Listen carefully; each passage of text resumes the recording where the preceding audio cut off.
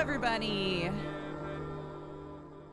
Welcome to the stream. Thank you for your patience. I was stuck in some traffic, but we're here now.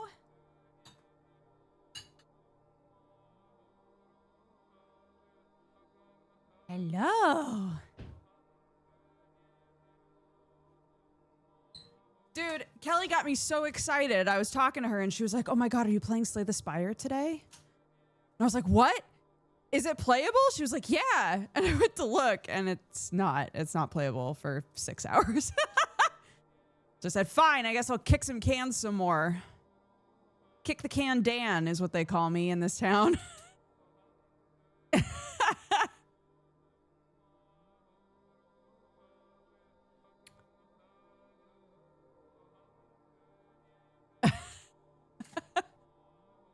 Thank you, thank you. Where is my face?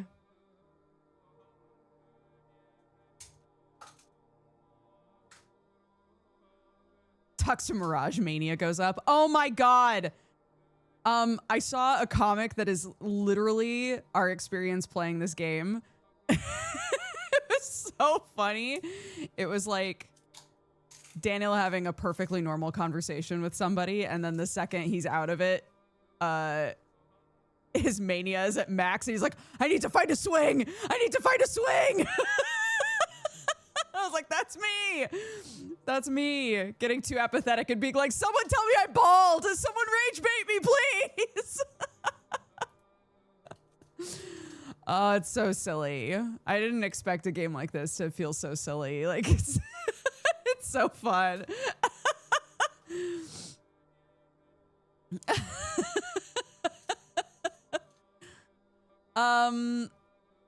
So question, it was brought up at the end of last stream when I had technically already said bye, but a couple of times now people have pointed out that we've been kind of exclusively using moving body when we're just chatting and then PNG during games. And in my mind, that was nice because then I'm not distracting from the game, you know, like it's really easy to just focus on the game. But I'm curious how you guys feel now that we've been doing that for a while. Daniel having a nice conversation with an old friend and his heart explodes. Literally 3 times in a row. 3 times in a row, man.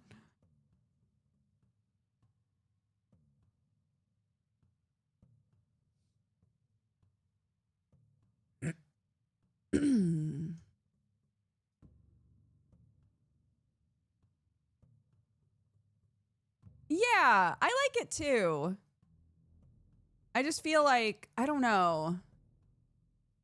Like the full body moving around during the game feels so distracting to me.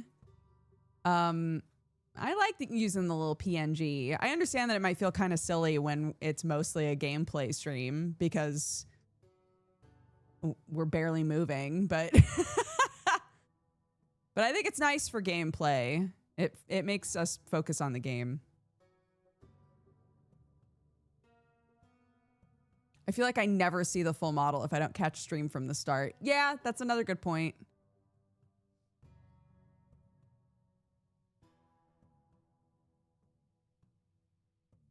I think maybe I'll continue using PNG for like more story focused games, but when we're just doing like goofy shit with friends, or like not, you know, games that aren't really very serious, there's not really too much of a worry about distracting.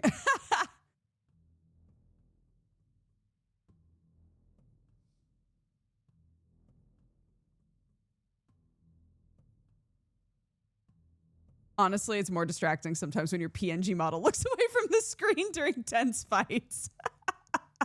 When someone's chasing me and my model's like, hey guys.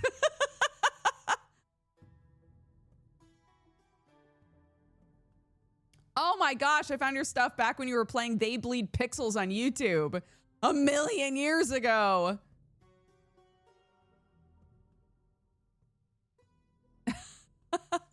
So long ago. That's amazing. Well, welcome.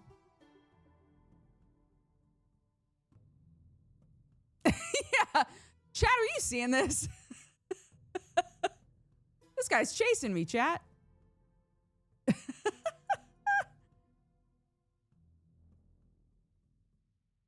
Oh my gosh.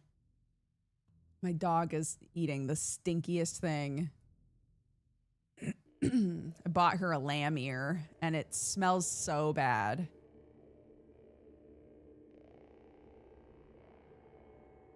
Also, my kid hates if I get a lamb anything for Peach because she's like, we have lambs on the farm. As though they're going to find out and be upset. The ears smell so bad. They love them, though. Hi. Hello. Came to say hi.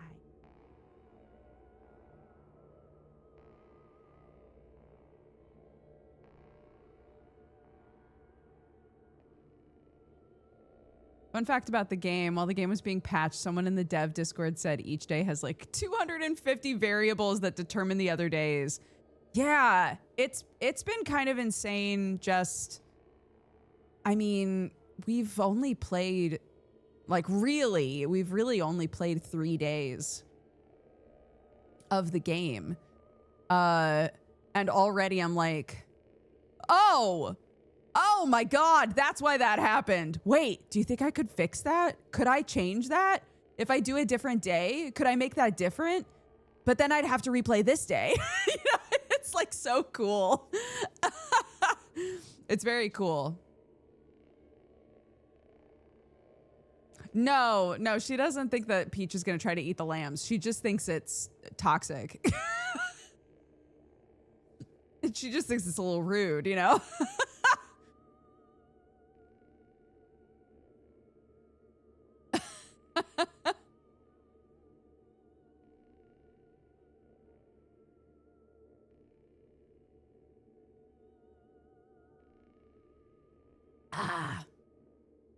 I'm drinking a like like a watermelon vitamin water basically. And I kept trying to figure out what it tasted like because it tasted familiar.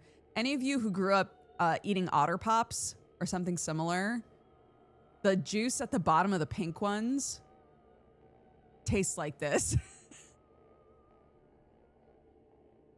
We don't have the lambs butchered, no.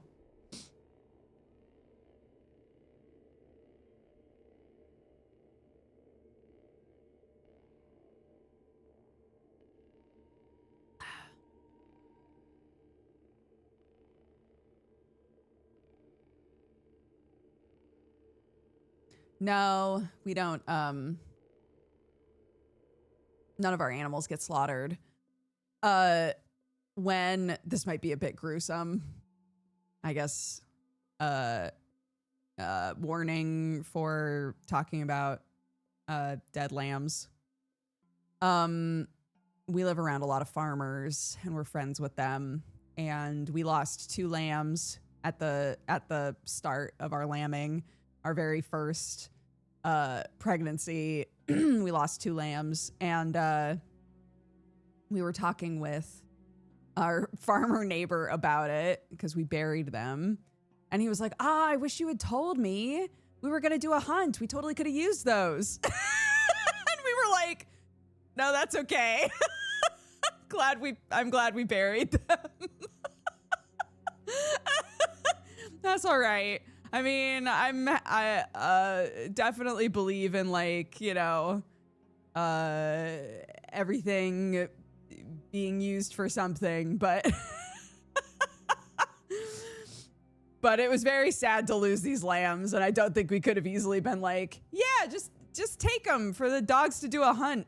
That sounds great.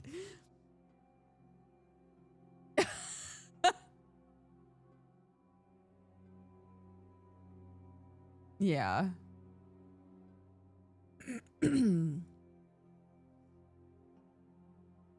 He meant well. No, for sure.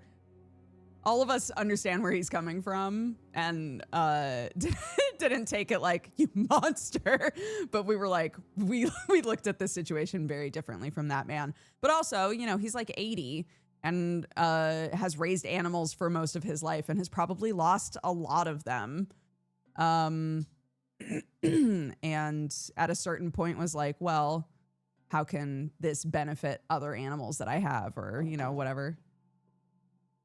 Hi, Peach. What are you doing?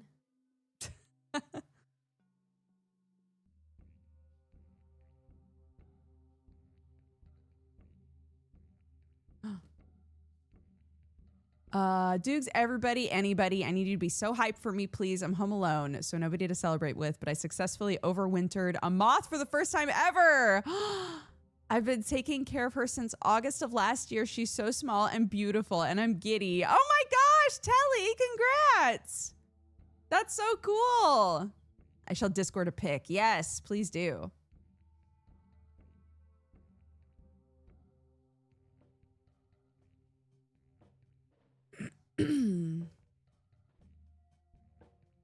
Oh, one sec.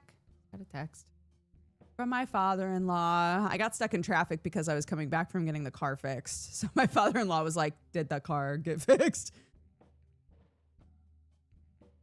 We think so. The sensor is still acting weird. He said to drive it for a while and see if it sorts itself out.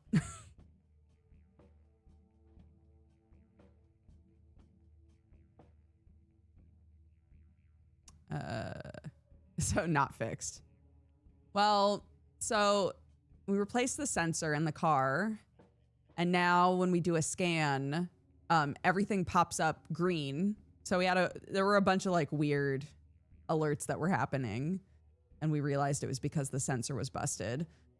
So replace the sensor, and now everything's popping up green except for one that's green and then suddenly red for a split second, and then green again and then suddenly red. And he was like, sometimes this is like, you have to drive it for a bit. Like it's like settling in to figuring out what's going on. But if the alert keeps popping up after like a couple days, just bring it back.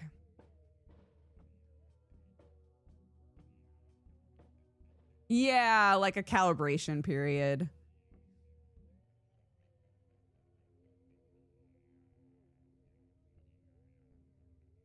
Cool. Ah.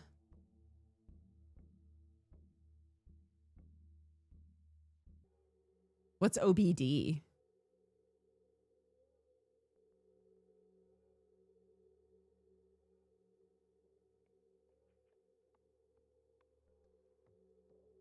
Or a bad electrical contact somewhere.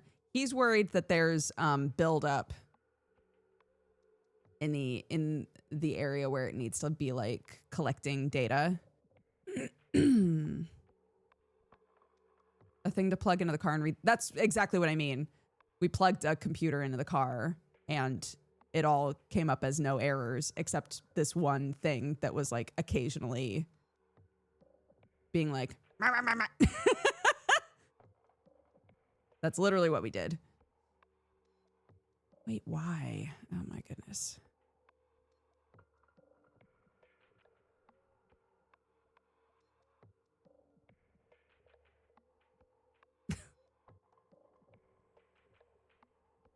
Oh, sorry. There we go. My car's very dramatic, specifically about her tires. I wish she'd chill a bit. A tiny drop in pressure is a catastrophe.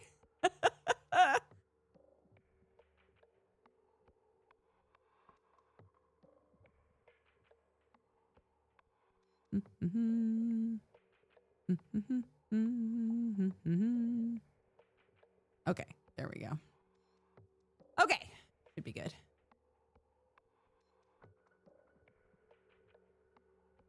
Have you found driving in the UK? Oh, it didn't take very long for my brain to switch sides. Honestly, like it was not as big of a deal as I thought it was going to be. There have been maybe 2 times in the last 6 years where I've accidentally almost turned into the wrong lane, and that was in the first year or so. Now the idea of driving in the other lane is what feels wrong. So, which is ideal. That's what you want. I will say that the UK is much more loosey-goosey about people just parking on the side of the road on both sides. So that means even though a road technically has 2 lanes in it, it really only has 1 lane because there's cars on both sides. So you're driving, you and whoever is driving on the other side have to like figure out how to negotiate who's going when. Yeah, I live in England now.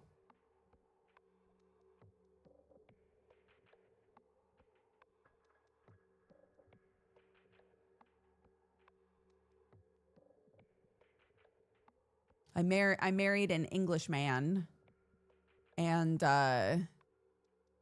came here 6 years ago. Welcome. Thank you.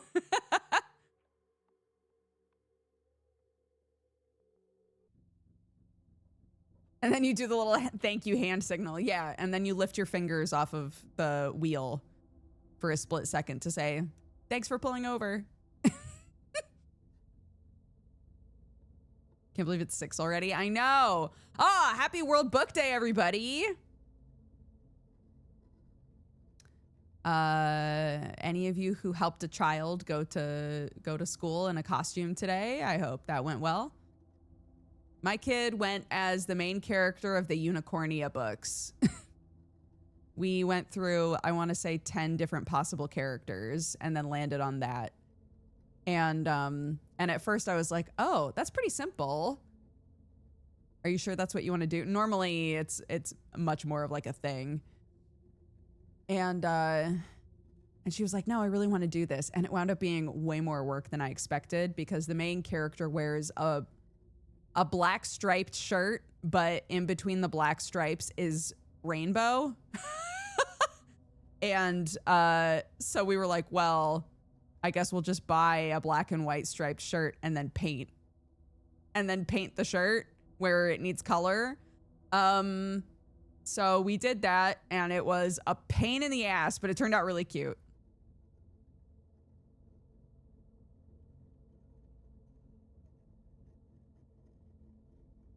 Yeah, for a minute there, she was going to go as Loki from the Loki Kids books. But then she was like, that's not really interesting because Loki in the kids books just has like spiky black hair and then dresses like a normal kid. Like, that's fair. And then she wanted to be Bill Cipher. She was trying to lawyer that technically Bill Cipher is in a book and should count. And then she wanted to be... Oh, Bunny from Bunny and Monkey, the comics.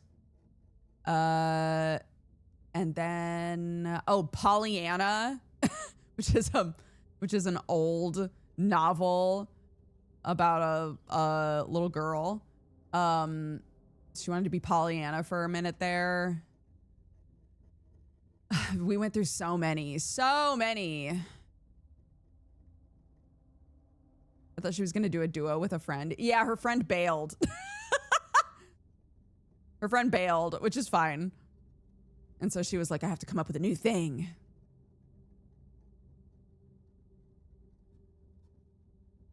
So yeah.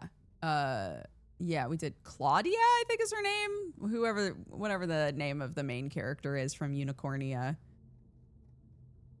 And it turned out very cute. Sam was like, oh my God, she looks just like the little girl on the cover. I was like, yeah, she does. How the hell does she know Pollyanna? Because we read it when she was little.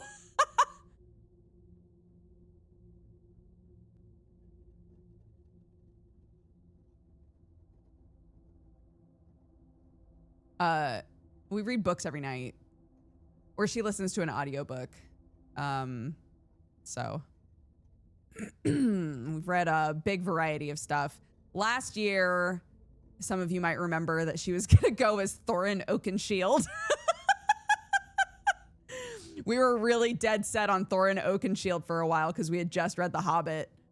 And then, yeah, and then she was like, actually, I want to go as Snufkin, which was much easier because I already had the hat. I already had the hat, and she has a harmonica, and it came together really easily.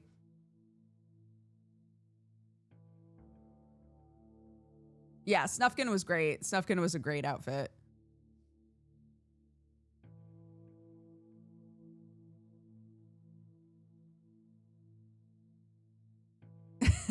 But yeah, I'm curious how many years we've got of dressing up for World Book Day. I hope she just continues to do it even when her friends are like, I don't want to do it anymore.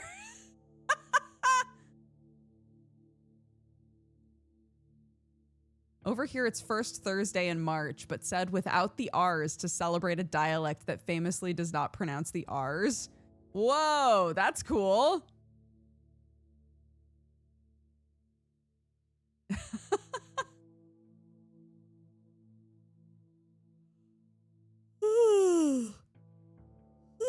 Oh my gosh.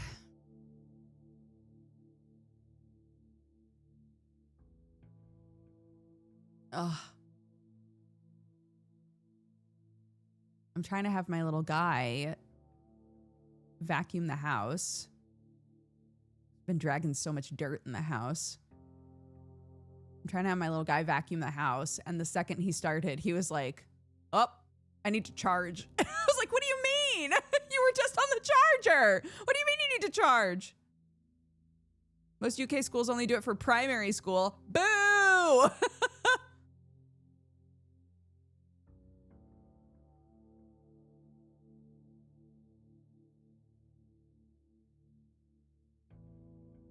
Quite a deep story for someone little. What, Pollyanna? I mean, for the most part, the Pollyanna story is like, little girl is orphaned. Her dad dies. She goes to live with her aunt in a town, and her auntie is miserable and kind of takes it out on her. But the little girl is very positive, like an extremely optimistic person, and is kind of left to her own devices and winds up going all over the town and meeting everybody in town and becoming really close with them.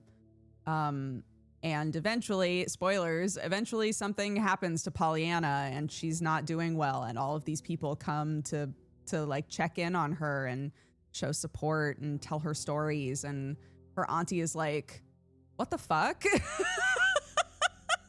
And comes to realize that she hasn't been like a very good supportive caretaker for Pollyanna.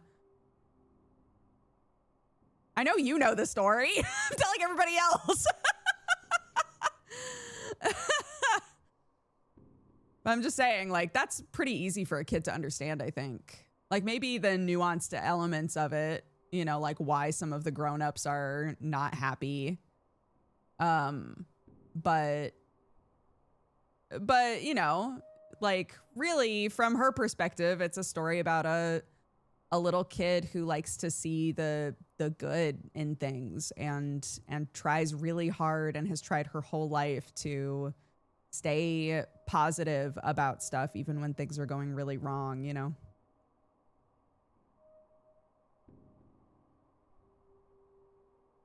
Yeah, Luluna. How long have I been VTubing now? 2 years? 2 years, I think. 2 years in April. Yeah, I know, 2 years. Also, shout out to everybody who's swinging into the stream like, oh, Pathologic, and is just finding a mushroom yapping. We're doing it in a minute, I promise. I used to watch you on YouTube all the time. What a lovely surprise. Oh, thank you. Well, welcome. How are you?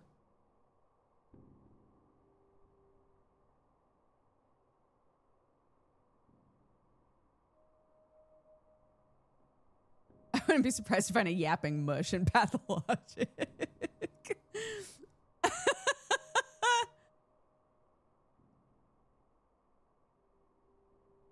Ah, thank you. Bro, There are a bunch of weird mushrooms growing around one of my garden beds, and I was trying really hard to figure out what it is, and I'm not sure yet. I think I need to grab my fungus book and and stare at them and look through the book and figure it out, because I was like, well, it's growing in the grass, and there's kind of like a limited number of common mushrooms that just pop up in grass, you know? So I was looking through big lists of that, and I was like, none of these look like it. None of these look like it. What have I done?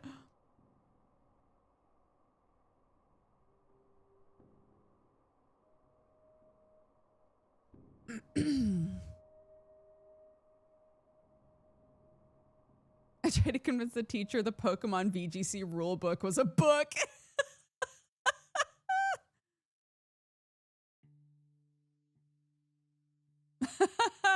I already took a picture. Yeah. I have a pocketbook called The Little Book of Fungi. And it's got like detailed illustrations of like all of the common mushroom and fungus types.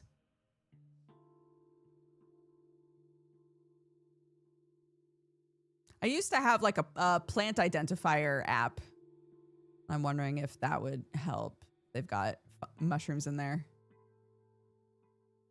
Obviously, it wouldn't be like for sure, you know. Mushrooms are notoriously misdiagnosed, wrong word, but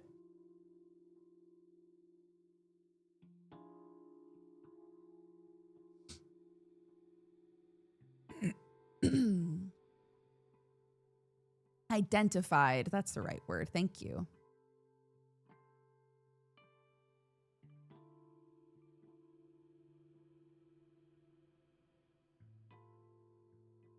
I had to do overtime. Am I late? We have not started playing yet, but we can and we should. Okay. All right, Danny. Back to the grind. Oh, goodness.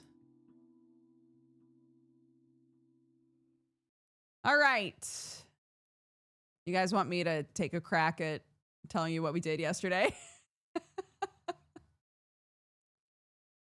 This is day 3 of playing Pathologic 3. God,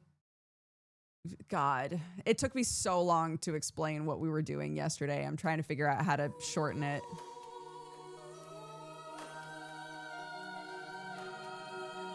Bin kicking time. Yeah.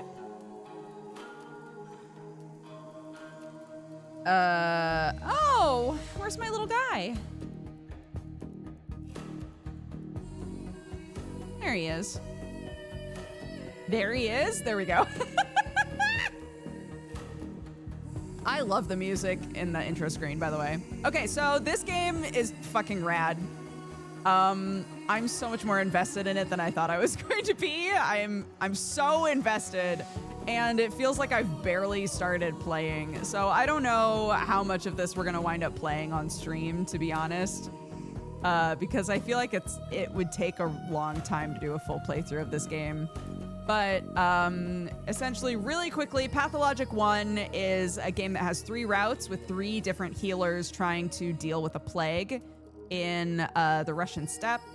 You have 12 days, and each playthrough is very different, and the people you play as are very different types of healers. Pathologic 2, you play as a surgeon who lives in the town. And Pathologic 3, you play as Dankovsky, who is a high-profile doctor from the city who was sent a letter and asked to come to this town. And immediately after he comes to the town, the plague hits. And he's like, well, fuck me. So this game has been interesting because, and I'm going to try to keep this succinct, but basically, we played the first day, and then an inspector interrupts us, and it's clear that we're actually telling the story of what happened. The inspector seems to believe that we did something wrong or negligent while we were in this town and is interrogating us. And we have 12 days that we were there, and he says, I don't give a shit about the first 4 days. I want you to tell me what happened on day 5. So the game skips you ahead to day 5, where you're in jail, the plague has hit, there's no hospital, everyone's pissed at you. You tried to run away, you tried to hop a train and just beat cheeks, and you got arrested instead. It's nuts. And so the entire day that you're playing, you and everyone else are like, if only we had done all this shit differently, but unfortunately we didn't, and now it's all fucked, right? So I kept being like, bro, something's gonna happen and they're gonna let us go back and change stuff. And that's exactly what happened. Basically, we became so apathetic, so deeply entrenched in this belief that we had completely failed this town, that there was no point in trying anymore, that we shot ourselves. And the second we died, we were taken to like this weird... There's a surreal element to Pathologic. All of the Pathologic games are very surreal and strange. We didn't die, basically. We woke up in a hall of mirrors, and we were told that we could try again, essentially. So what I like about it is it's unclear if you if you actually shot yourself, or if it's like symbolic of you interrupting the interrogation to be like, no, but that's not what happened, right? Which is cool. I like that, because Dankovsky doesn't believe in any of this shit. He doesn't believe in any of this shit. So whenever anybody talks to him about folklore or weird shit happening in the town, he's like, right, I was just seeing shit. Or, you know, there's weird drugs in the air. They grow these weird plants in town. They're making everybody see shit, right? So after day 5, the game lets you do day 3. Day 3 is kind of a midpoint where there's still a bunch of stuff happening where you're like, I don't know how we got here, but I guess I'm going to do my best. Day 3 is the day that you're able to establish a hospital. And if you do, then the game lets you go back to day 2. So we played through day 2, and I was so unsatisfied with how day 2 went, because we found out a bunch of information that we didn't have before. And I was like, oh, if we could redo day 2, we could do all of this differently. So now we're redoing day 2. This is what I mean. I feel like this playthrough could take forever. I feel like this playthrough could take forever. We're on day 2. We're redoing day 2. I've really only played 3 days of this game out of 12. Anyway, it's fantastic. I'm constantly stopping to be like, oh my God, that's why this happened on day 5. Or, oh shit, us doing this in day 2 is why on day 3 this happened, right? It's so cool. It's very cool. And because it's a timey-wimey kind of game, you wind up thinking to yourself, oh, if I had done this differently on this day, maybe that I wouldn't have even had to deal with that in day 3, you know, which is cool. Okay, what else do we need to know? The Pathologic games are survival games at heart. Pathologic 3 takes a different take on it, where you're not balancing, like, if you've eaten, if you've, you know, like, you're not worrying about sustaining your body. You're worrying about sustaining your mind. Dankovsky's very cerebral, and he's prone to mood swings, and they are exacerbated in this town. So we are constantly swinging between mania and apathy and trying to balance the two. If we become too manic, we have a heart attack and die. If we become too apathetic, we commit suicide. I know it's brutal, but that's what happens. Actually, before that, there's a moment in apathy where we can snap ourselves out of it, and we've done that before, which was sick. And this town is run by children, and they're all rage baiters. So we've been RPing that Dankovsky is very easily rage baited because it's funny. Okay, great. I think that's everything. I think that's everything. We're redoing day 2. The day 2 run back. Okay. So let's look at our thoughts. So part of day 2 was going to the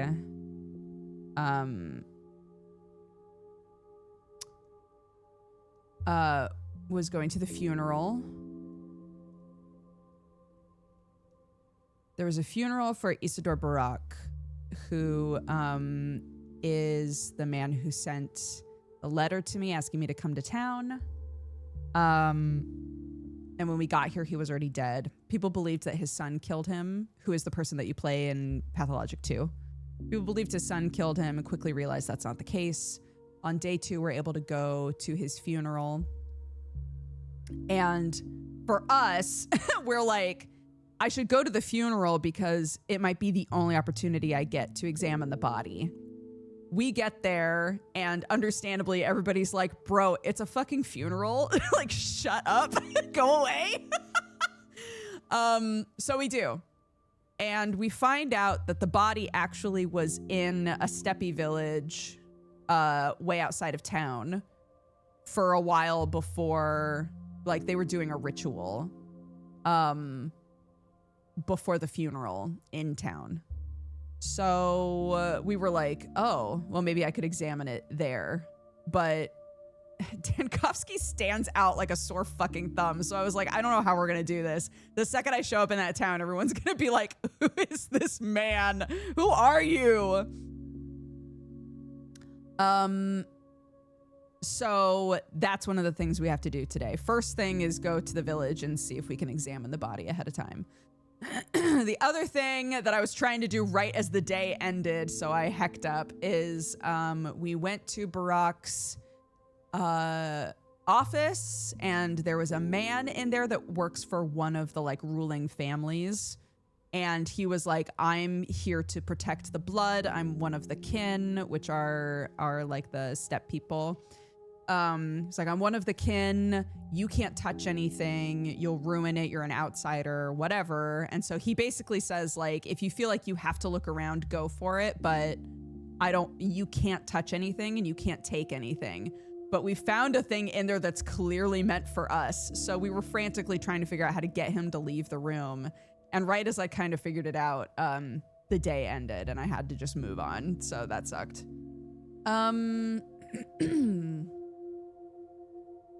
I did this, an opportunity to talk with the Canes. I did that, and just managed to piss Georgie off. So I'd love another crack at that to see if I could keep from pissing him off.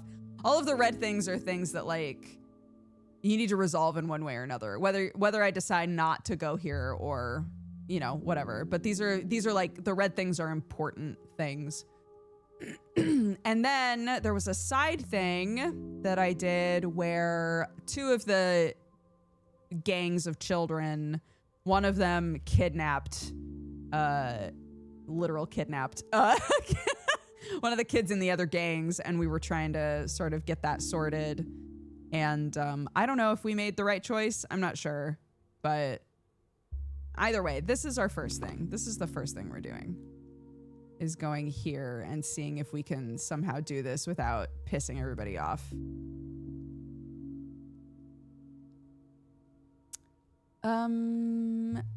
Great. Let's go talk to my best girl. My best girl that I love.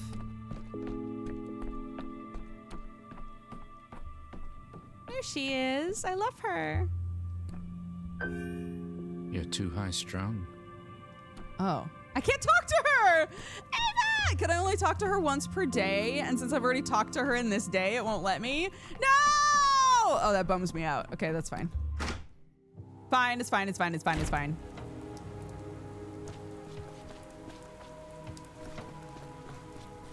Hi. He taught me how to suck the juice out of people last time. It was alarming. And I did it very wrong, and I killed somebody, and then just had to move on with my day, so that was good.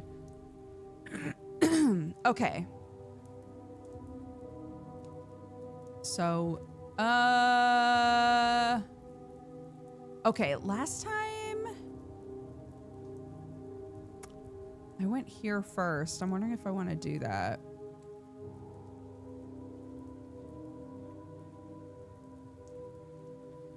Is being prepared for his final journey in the steppe village. This will last until the funeral. What time did the funeral happen?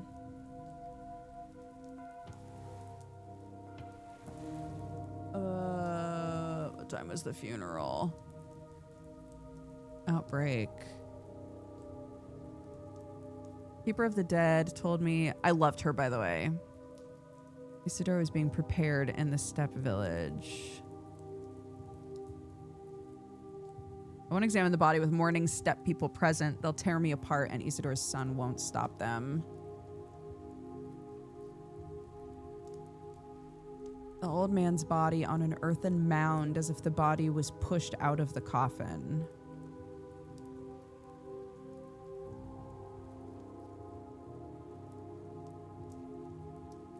Okay, it doesn't say when that starts, but they specified morning, so I'll assume it happens in the morning. Oh, that's not where we're going. What is that? Oh, that's the cemetery. Right.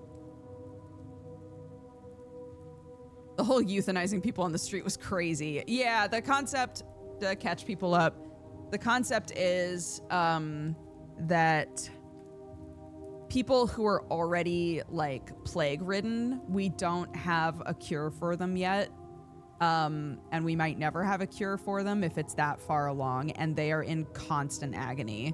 So you, as a doctor, if you have the right medications, you can administer them and put them out of their misery.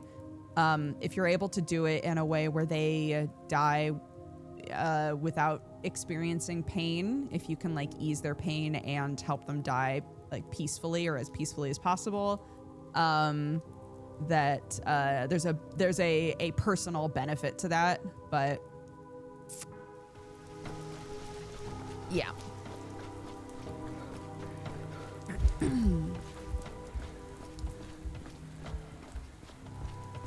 I don't have anything though, do I? No, I don't.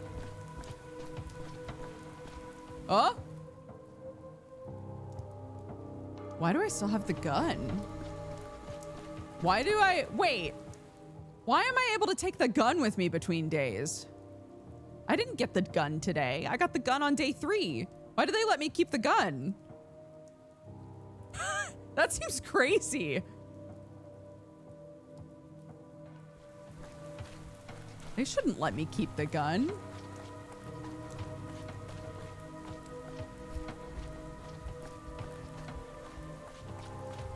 Okay.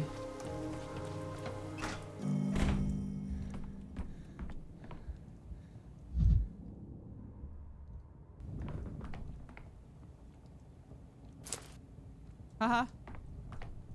Didn't do anything. Okay, so we were told... We had a conversation with Ava about this man, I think. Was it Ava? I think so. Ava talked to us about this man at the end of the day, on the end of day 2. And I said that it was unclear to me if there was a way to have this conversation with Georgie. Georgie is... oh, gosh. Okay, so I came here looking for a man named Simon, who is thought to be immortal. This man is supposedly Simon's brother. I say supposedly because people have been floating out the idea that Simon never existed, which is crazy. Anyways, so one of the things I wanted to do today was try to talk to Georgie. So if I finally figured out how to get into the house and talk to him, but it felt like no matter what I said, I pissed him off. And we said that to Ava at the end of the day, and she was like, Georgie's difficult because he doesn't like people to be to like suck up to him, but he also doesn't want you to be too aggressive and rude. He appreciates surprises. He doesn't want you to be like obvious. Which I feel like we started off the conversation surprising him because we were like, hey, the fucking sand pest is in town, right? Well, Links between souls. That is the way to grow. Weave your web, Arachna. Weave your web, Arachna? I need to talk to Simon. If I can't, I must settle for those who knew him best. I realize how a visit at this time looks, but I see it as my duty to offer condolences. Yeah, so he doesn't want this sort of shit. This surprised him. I remember we specifically were like, that seems like it was surprising. You're now the head of one of the ruling families. I must inform you the sand plague has reached this town. That's the last thing I expected to hear. What makes you think that? You don't seem surprised. Unless steps are taken, the plague will kill everyone within 3 days and the town will disappear. Today I saw the plague with my own eyes. It's infested a house in the hindquarters, Isidore Barak's house, which I think is what I said last time, and I will, I think, say it again. This wouldn't be our first plague outbreak. We had an epidemic 5 years ago. Then you will know from experience how dangerous it is. We must impose a quarantine, set up a hospital, take additional steps. You are silent. Why? I said this last time. You know about the epidemic, and yet you don't seem in a hurry to stop it. And this pissed him off. He was like, that's really fucking rude. I'm mourning my brother right now. So let's say this. You have a poor sense of timing, Bachelor. Now is no time to talk about the plague. Are you out of your mind? Okay, I don't have an option here. This is literally all I can say. Are you out of your mind? I'm telling you, the town's all but doomed. The plague is here. You're out of line. Control yourself. Look around and realize where you are. Our family's dealing with an immense loss. I urge you to remember that and keep it in mind as you choose your next words carefully. This would be surprising to him, I think. To hell with pleasantries. Forgive me. He doesn't want apologies, she said. He doesn't want apologies, and he doesn't want you to be rude. He wants you to be surprising. You're withholding information, the facts that Simon's body's been stolen. Yeah, here we go. How do you know that? That's unimportant. I know it. That's unimportant. You wouldn't believe me anyway.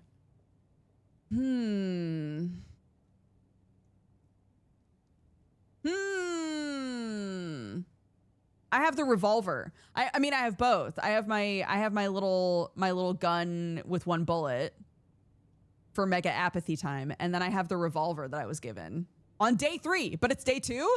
Why did they let me keep that? Why did they let me keep that? Stares in the mirror.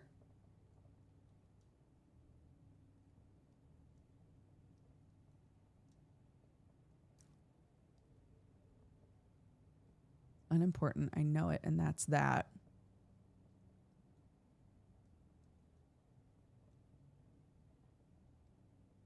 I'm going to say I know it. This feels too dismissive. Well, you're right. We don't have the body, and the fact that you know that matters more than you think. In what way? More mysteries. I may have an inkling why. We're getting so much further in this conversation than last time. I said like 2 things and he was like, you're fucking rude, leave. So I'm pretty happy with this so far. Okay. Don't have the body. The facts that you know that matters more than you think.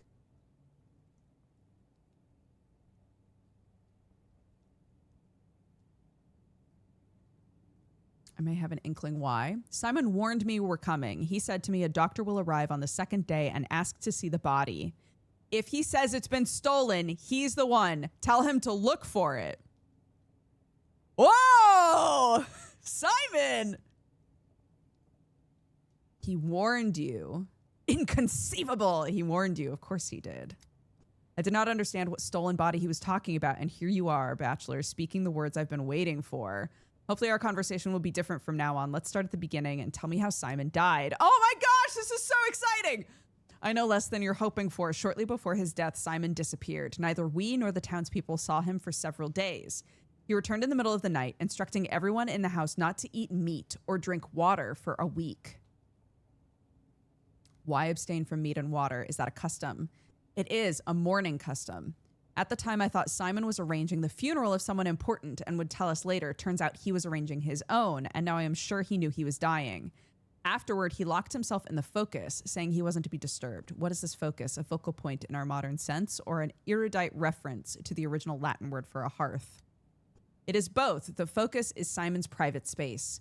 It does have a physical entrance located in the wing of the crucible currently occupied by our younger brother, Victor.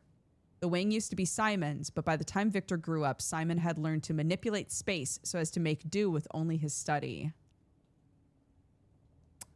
By the time Victor grew up, Simon had learned to manipulate space. Perhaps his needs have become more modest. I don't understand. There's more to Simon's study than meets the eye. The focus is Simon's study. It is also his bedroom, as well as his workshop, library, laboratory, and whatever else he needed it to be. Oh, no! That's literally what we wind up doing. So, Barack, on the end of day 2, wasn't it in the conversation with Artemy?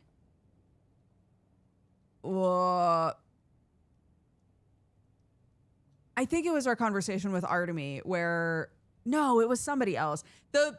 Basically it was put forward that like history is repeating itself, that I am showing up to in a way take the place of Simon to become the new Simon of this town. And Artemy was drawn back to his hometown to take the place of his father, Isidore, who also just died. Anyways, this is literally what we wind up doing on day 3 is being like, my bedroom, my workshop, my library, my everything is in one place. The focus is also a state of mind in resonance with a state of matter. Discovering that resonance was one of his life's greatest achievements, I'm not surprised it is where he died. So it is the site of his death. The focus cannot be entered unless its owner wills it. However, that night I woke up with an irresistible urge to knock. I cannot explain it. It was as if a hook lodged itself in my heart and dragged me toward the door. Simon didn't respond, but I was able to enter, and he was already dead. What exactly did you see? Testimony from before anything was moved is very important. My particular condolences, then. It is always horrible to be the one who discovers the body.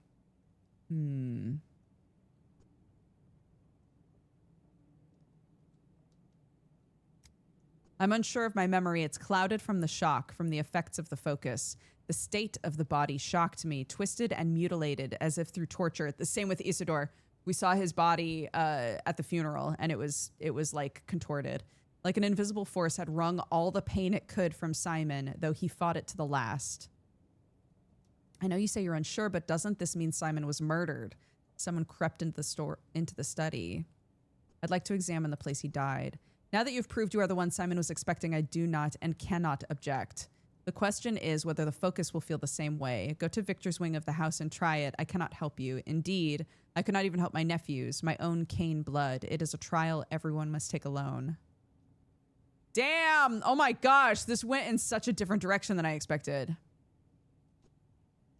After everything you've said, Simon's study no longer just interests me as the site of his death. Good luck, Bachelor. Stop by sometime. I'm sure I can find plenty to talk about with a guest of Simon's. Okay, so when we reach day 3 now, he's going to look upon us completely differently. Because when we played through day 3, he was like, this fucking guy. But now we've said the right things. And he considers us to like be here for a purpose. I'm sure you will locate the body and study it. I'm prepared to entrust it to you, but please promise me you will identify the thief. I'm interested in the body, not the thief. If it's found and the culprit isn't, I'll leave it to you to track them down. It is in our common interest to do so. Oh, shit! Let's go! My mania's getting a bit high! Wahoo!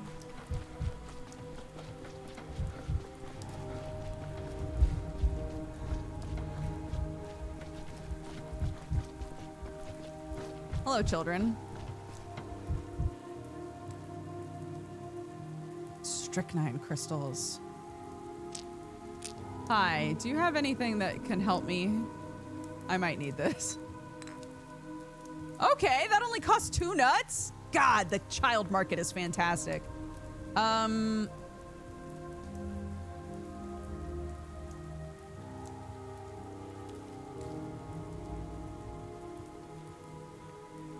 Damn, okay. Let's split the stack.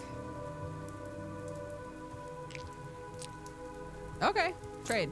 Thanks, kids. Bye. I get a feeling I might have a heart attack in a minute. I'm gonna need that health.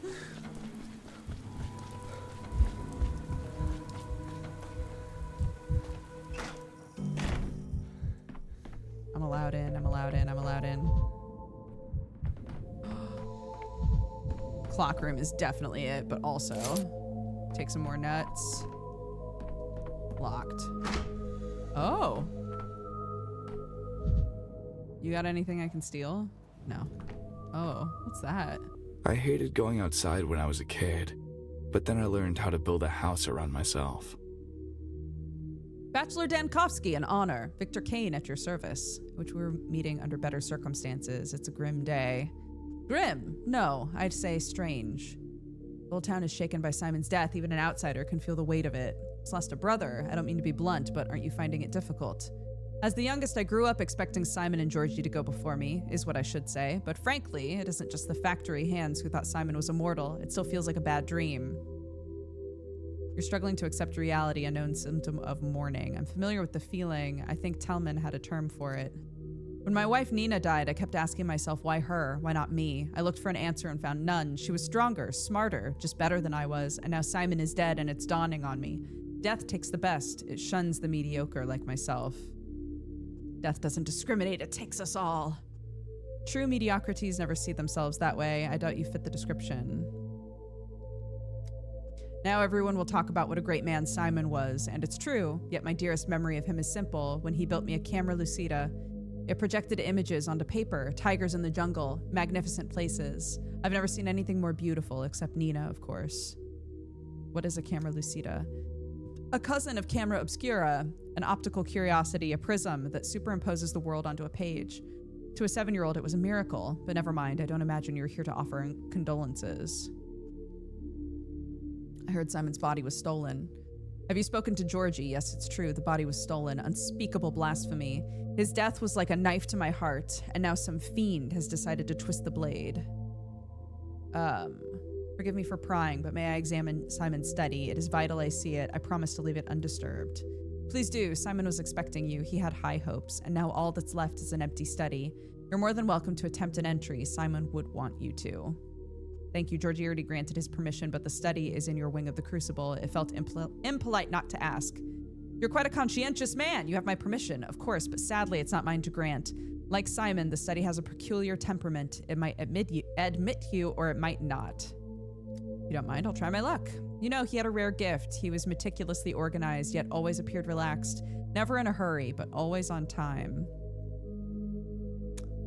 I believe there's a saying about punctuality being a royal virtue. Punctuality is the politeness of kings and the duty of all gentlemen. Indeed. Why is he just staring at a clock, man?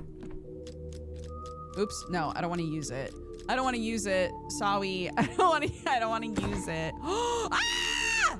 God. Past me was absolutely crushing it. Look at all this shit. Oh my God. Wow. Wow. Inaccessible. Open the mind map. The study is locked. I must grasp its essence. If only I could understand what that means. Okay, it won't let me in. But I'm not sure why. Well, okay. At this point then... should I take that stuff? No.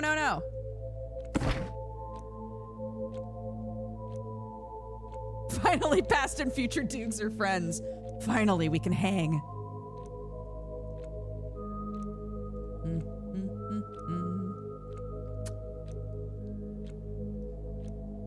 I've got one healing. I mean, there's a clock in the still water. If I need that shit in the still water, I can go there.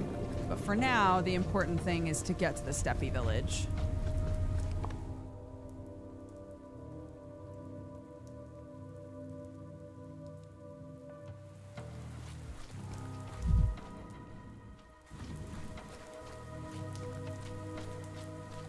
Don't mind me. Oh. Or do.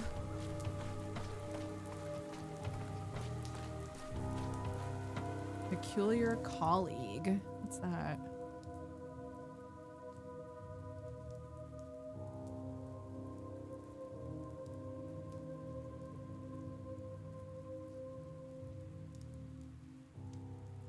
Where is that? Where did that pop up? Oh. Oh, it's him again. No, different guy. Step back. The body no longer pumps blood through the lines. Don't disturb its deathly rest with your restless life. Okay, we know now that we would not be allowed to dissect someone. We learned that from Artemis, so this is pointless to say. I'd like to figure out this person's cause of death.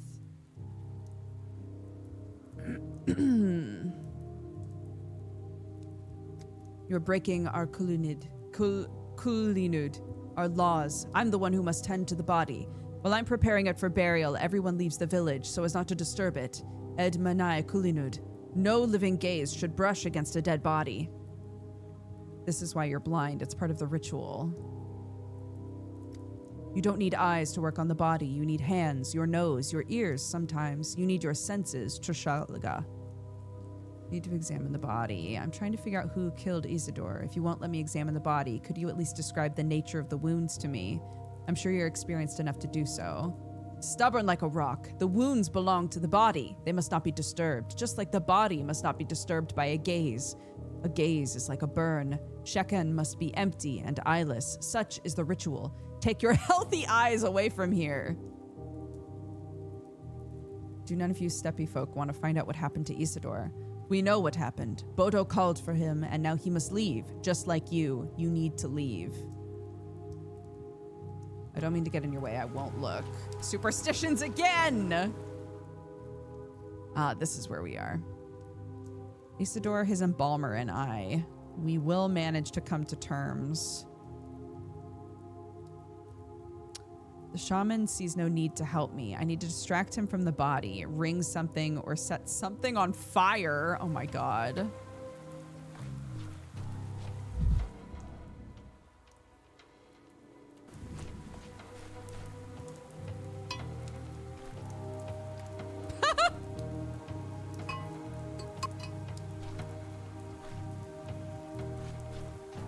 That's so fucked.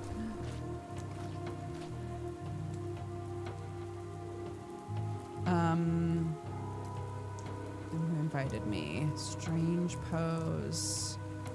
Infections contort the joints.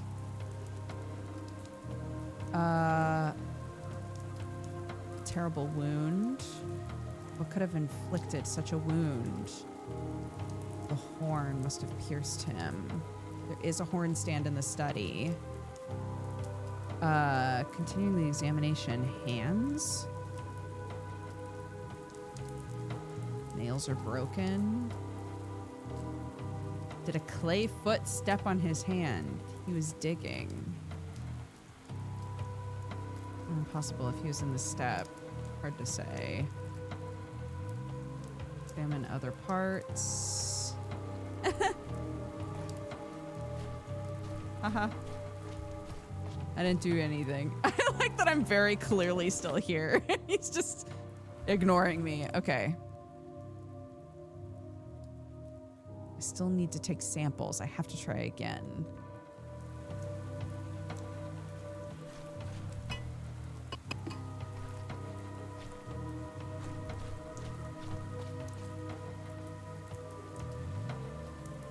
No distractions this time.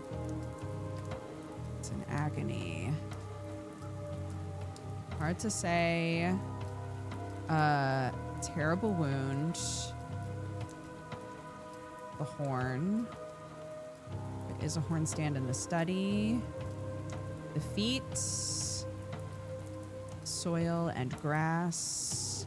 Did he walk in the step? Could have walked in the step any day. There was fresh dirt in the office.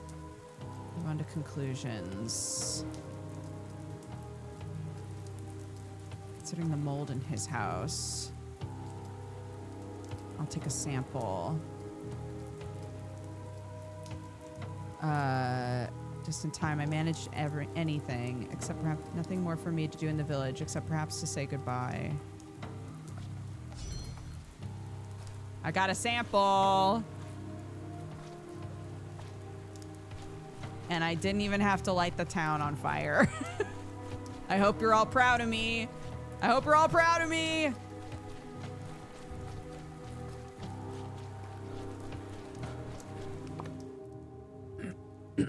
Okay.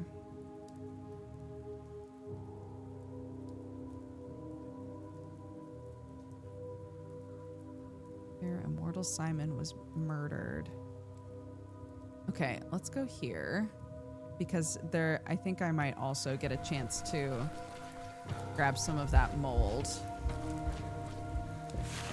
Huh? Wait, what was that? My casebook.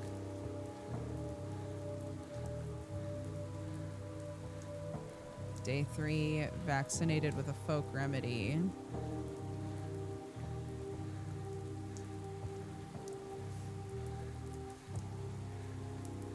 The scalpel used to cut the open ground. What a crazy way to describe a shovel.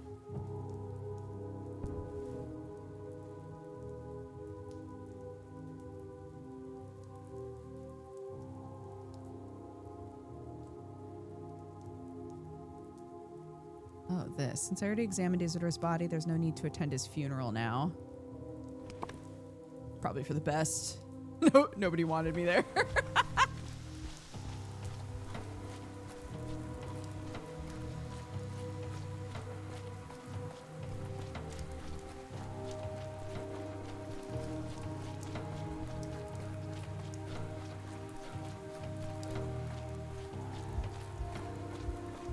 Okay, here we go. Managed to stumble into the right area of town. Proud of myself. Okay, so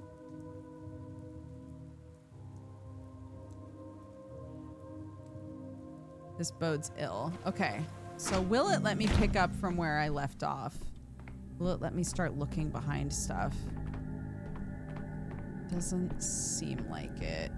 Or, oh, it will! Oh. Oh, yes! A chain breaks at the weakest link. What is this? What have you brought here? What do you have in your hand? You know perfectly well what this is, Oyun. That's why you're suddenly so twitchy. I have seen it 5 winters ago. It was because of this that Isidore sealed off the crude sprawl, locked people in their houses, kunud something. How they screamed! Why has it returned? How can this be? I thought I had stopped it. I'm here on Olgimski's orders. He asked me to check the house for any signs of the plague, and I've found them. The plague is already here. We must take immediate action. The mold samples will serve as both proof and material for research. Thought I had stopped it. What's that supposed to mean? You knew about the plague, I take it. Give that here. You will only make it worse. Sure you. I have the town's and the step's best interest at heart. I need this sample. What? Look at that face. The mold got inside the house. I found this. A quick glance at the mold was enough for superstitious Oyun to flee in horror, and he threw me out. I can't inspect anything this way. Now it's locked? Fuck! Are you kidding? I'm so mad. Are you for real?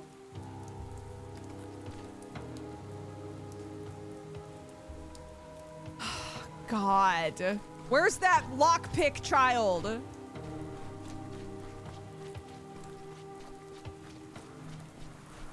I need a lockpick child.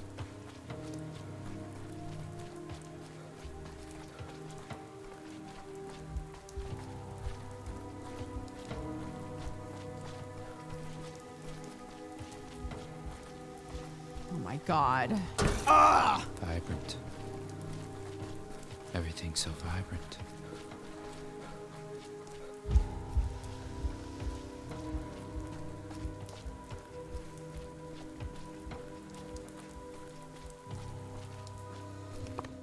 Girl, I'm so upset.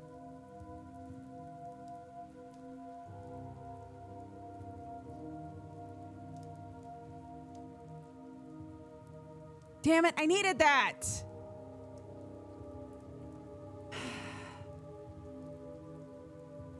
Okay.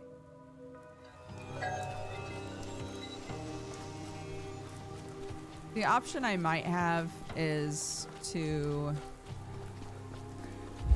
Oh my god.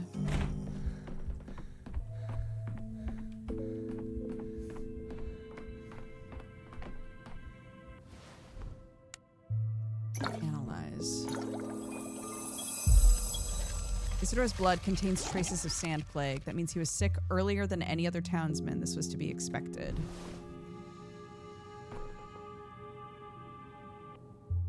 Okay. Several days before the outbreak began, Isidore was infected with sand pest, but it couldn't have inflicted such wounds on him.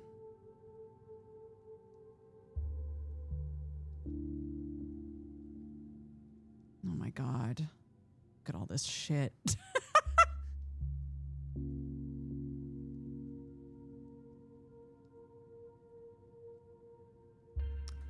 I'm wondering if the way I get into the study has to do with time, oddly enough.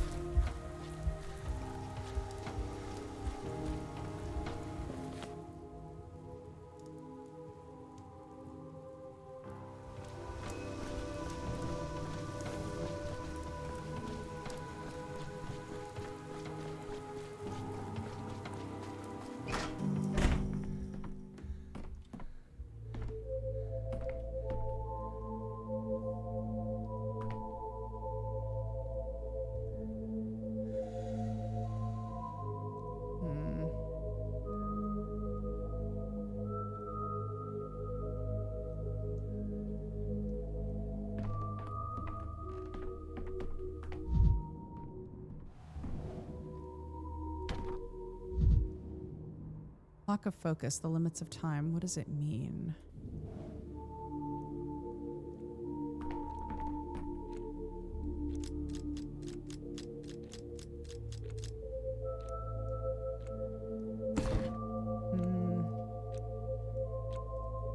I don't know. I don't know what it means.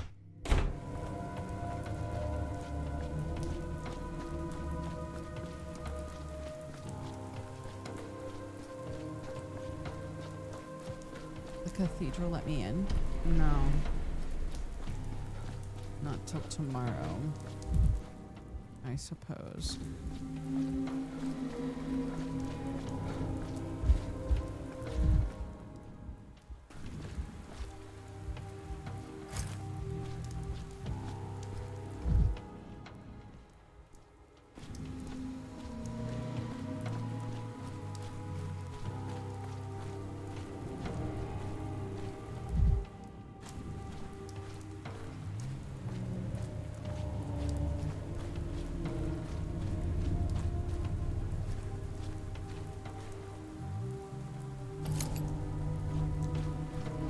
Okay.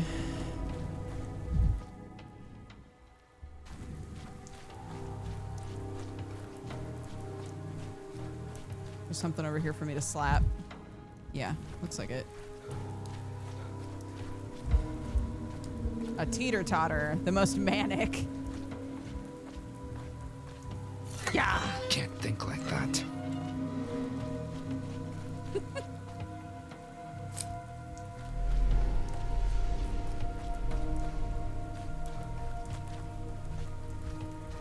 I thought that was a mirror.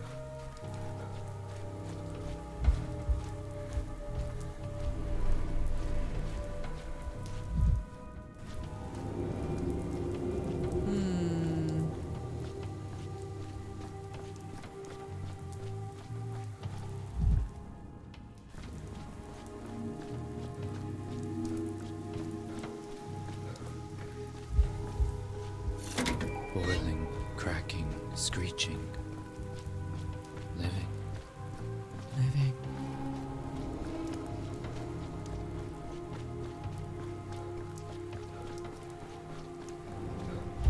Okay, I'm trying to remember what recipes I have.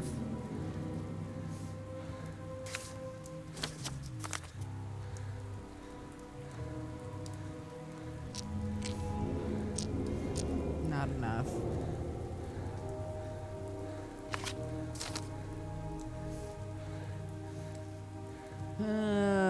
Okay.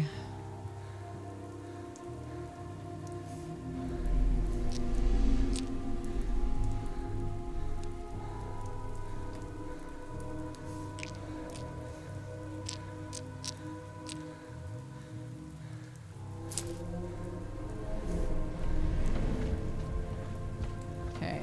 So I think I bought the morphine recipe, but it was either on day 5 or day 3. And if I buy it today, then I should have it every day after that. Right?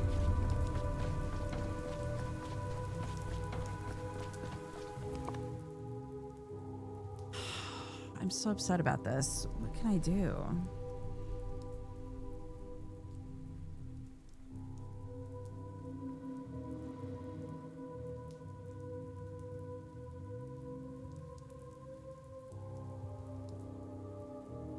Wait, but also, hold on. None of this has happened.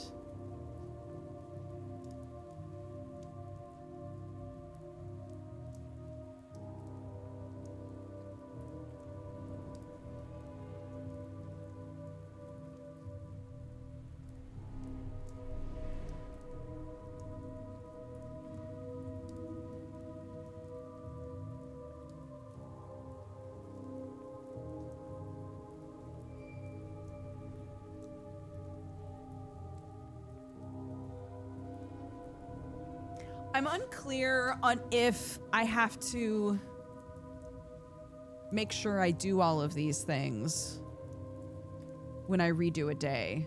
Does that make sense?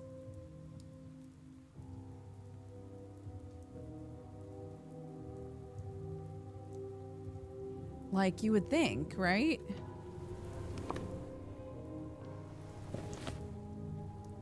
In which case I need to go to the warehouse district.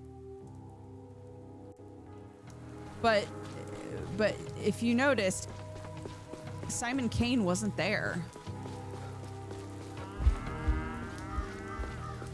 The kid that I'm supposed to inform about the whole situation. I'm just speculating, yeah.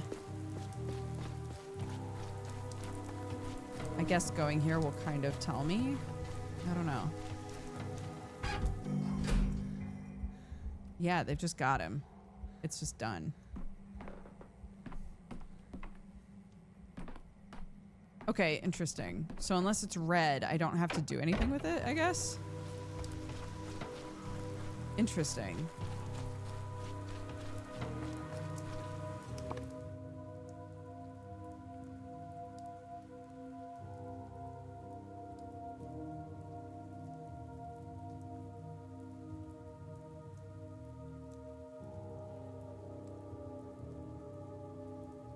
I don't know where the old Gimskis are.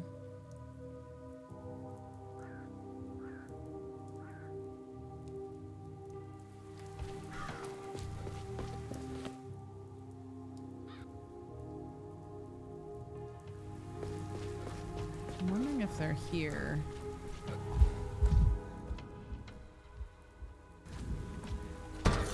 It was quiet in Thanatica.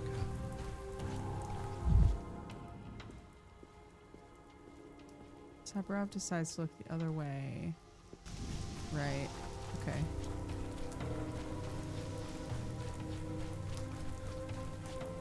Ooh, that stresses me out a little bit. That means some of these choices I literally can't undo. They're just resolved and done.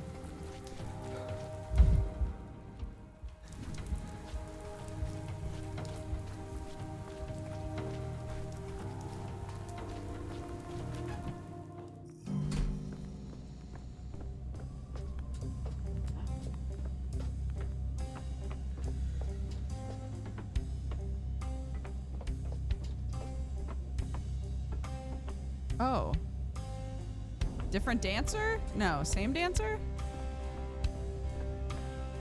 Oh, different guy. Different dude. I can't talk to my buddy. Oh, I can't talk to any of them. Not till tomorrow. Interesting. Taking all this shit. Bye. Oh, wait. What's that?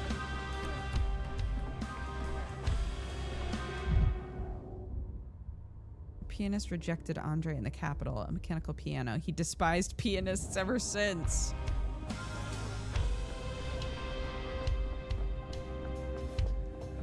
What? He tried to date a pianist and they said no? And now he's like, I hate pianos. I hate people who play pianos. That's actually really funny.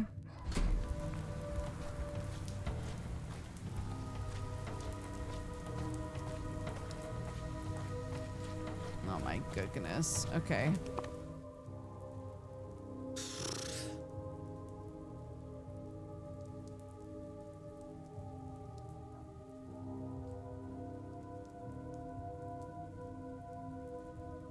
Does that mean they won't let me talk to Artemy again?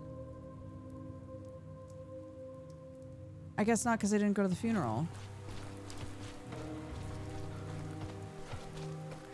I don't get to have my accidental slut conversation with Artemy. It's a tragedy.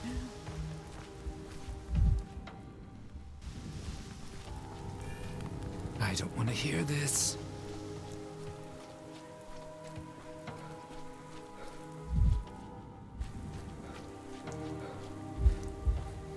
Wait, I missed that yesterday. We had a Dribbles. conversation with Artemy where he was like, I basically said, don't you think that it's weird that Simon Kane and your father died like at the same time? And Artemy was like, well, in our beliefs, there are lines inside of people, and sometimes people become so close that their lines are intertwined. And he was like, so to me, no, that doesn't seem weird because Simon and my father were very close. And we had an option to say like, well, maybe it's time we pick up where they left off. Maybe our lines could become entwined. And Artemy was like, no, no, that's a crazy thing to say to me. And I was like, it feels like us saying that to him felt very like loaded. Like as colleagues, I meant.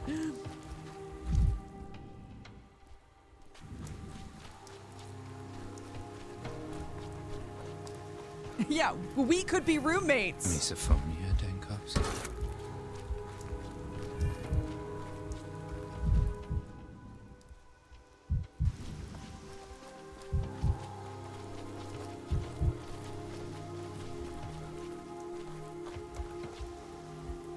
And then Artemy said, Denko, that would mean what you need to accomplish could not be done without me. Is that what you want? Approximately. Yeah, that's right. He was like, if that were to happen, that would mean that like our dreams were intertwined basically. So I would be, by saying that, I would be inviting him to also like share in my dream of defeating death.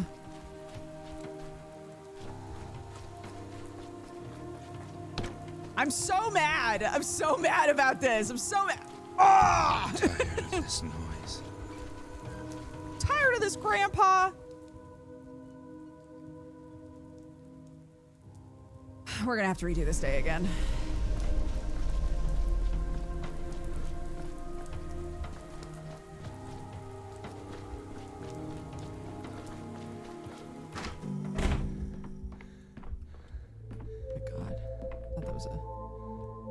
I'm breathing so heavily.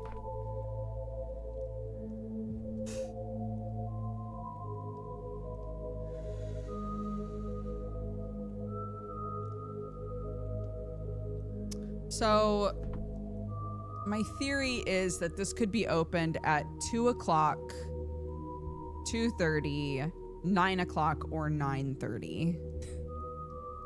So I'm just gonna stay here, I guess. I'm just gonna chill Maybe I'll just chill in the rain like a rooster. Let my apathy really build up.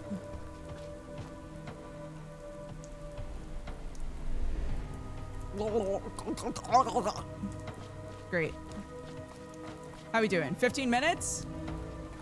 Are there children still over here? There are. These kids need to go home. Go back to the warehouses. Was that supposed to be a rooster? Gargling on water? Yeah, it was. Yeah, it was. I didn't say I was good at it, okay? All right, we'll see if my theory is correct.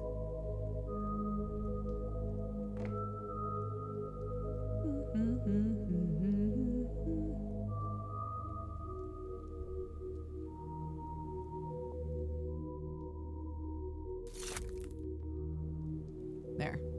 Perfectly balanced. Holds up fingers.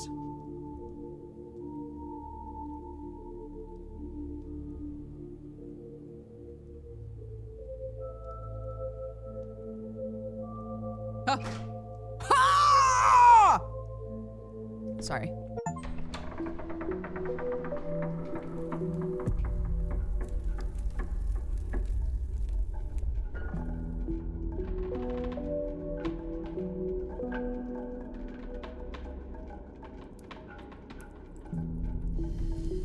His cigarette is still burning. Bro. How did my mania not go way up from that?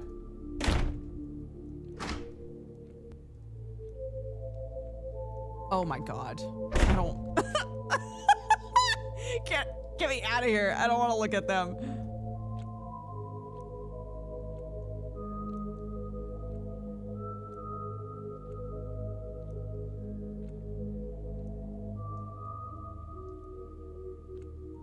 Ugh, apparently I have to.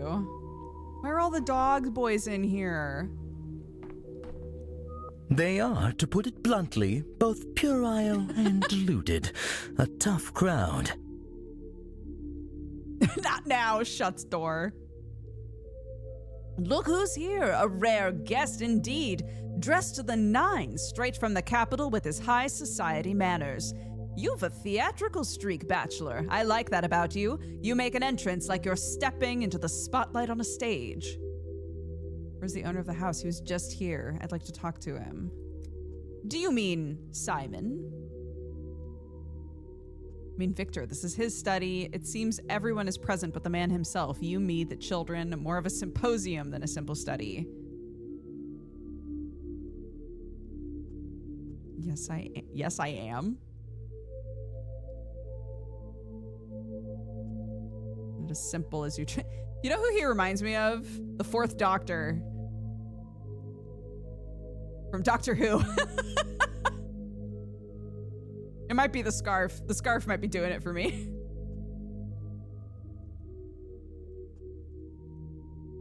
Yes, I am. The Crucible is unpleasantly crowded today, like a playhouse during intermission. People sauntering in wearing garments from the capital, their faces cramped with a nervous tic, making polite inquiries about Simon. What do you mean, people? Is this more wordplay? Was there someone here before me? Haven't you met her? What an astonishing non-meeting. Were I not a stage director, I'd think it staged. Not at all a coincidence. This isn't a joking matter. Do you know what this means? Who is her? A woman, wearing a garment from the capital with a cold, anemic face. She was here just before you. Who is she? I haven't the slightest idea. We didn't talk. I just watched her walk by in the corridor, that's it. Why would I speak to her? When she passed by, I felt a wave of arrogance wash over me. Arrogance and menace. Someone else is investigating Simon's death or tampering with the evidence. Perform popular melodies to publicly lift spirits. You win this time. I told you Khan wasn't in there. Have you been here long? Have you seen anyone suspicious? You bet we have. A suspicious individual just came out of the locked study. Very funny. We've got no time for funny right now, Chief. We're looking for Khan. We looked under every bed and in every drawer, but he's nowhere to be found. By any chance, did you see him in the study you walked out of? Khan is in the warehouses, locked in a dog cage, gnawing on a bone. It's odd that you weren't informed. Khan is something, isn't he? That's what you saw in the study, right? Where is he really? I saw nothing of the sort. In fact, I barely saw anything in the study. I was present for his negotiations with the Soul and a Halves at their fortress. And how did the negotiations go? Why am I reporting to the two of you? Wait for the rescued captive to come running back. He'll tell you all the details. Oh my god, I'm so apathetic. Oh, Lord.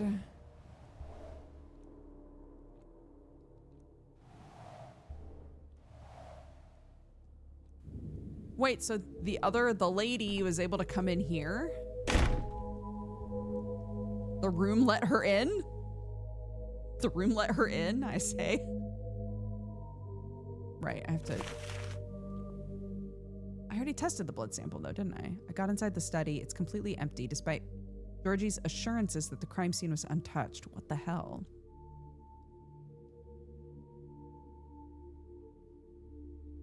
This pisses me off, man. This makes me so mad, man. This makes me so mad, man. I'm so mad.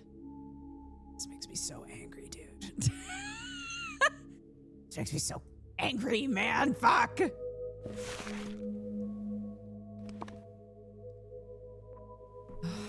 Okay.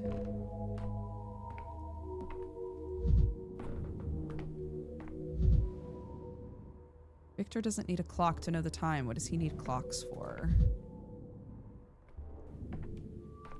Oh my god, my apathy. Oh no, and now I have to go in the rain. Oh my god. Capella is so cute. It would be charming to sing a canon with her. Oh, this is the lady that we saw splayed out on the wall. Wait, and Daniel, you spoke with the liars in this house. Tell me, are you part of their conspiracy, or are they leading you around by the nose?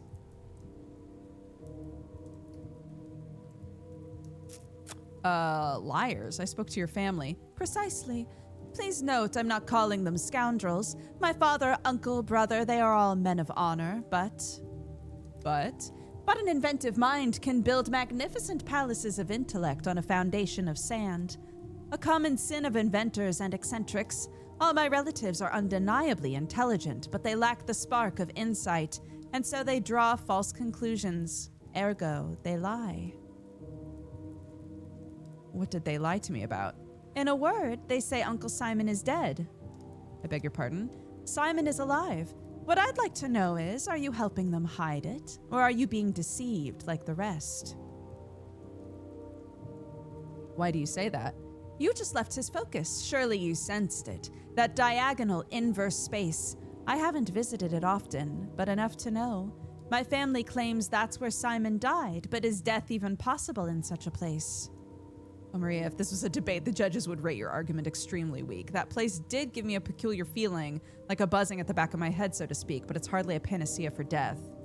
Who was in there before me? I found a cigarette burning on the desk. No one can enter that place. The fact that you, someone without Cain blood, managed it is a small miracle in and of itself. Maybe someone of Cain blood was in the study. Mark Immortel mentioned seeing a woman. Please focus, Daniel. I'm trying to talk to you about something important. As am I. What could be more important than the circumstances of Simon's death and the mysterious people with a vested interest? I told you, Simon is alive.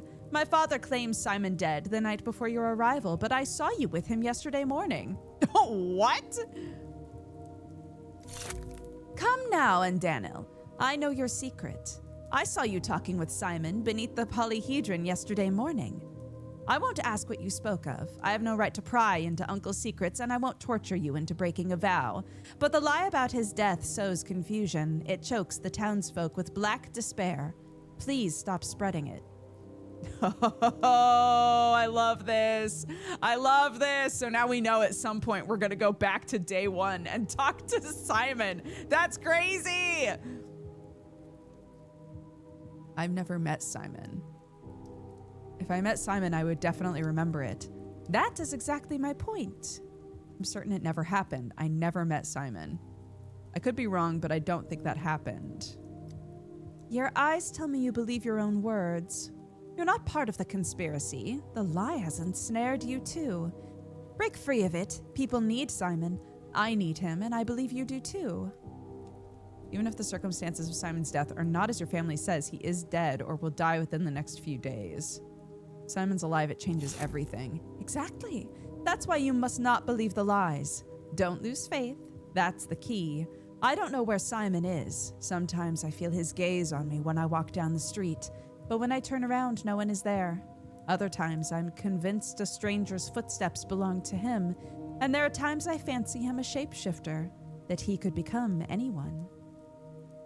I was just thinking that. Thank God I was about to die of apathy and then had this completely manic conversation.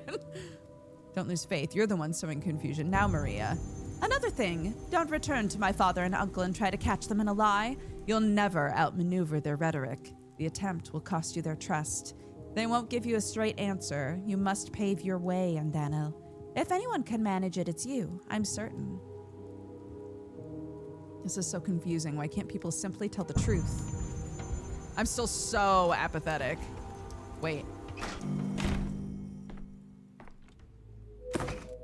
Oh no! I thought I had some shit in there, but I don't.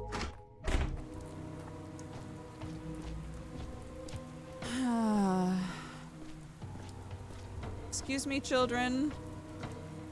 Actually.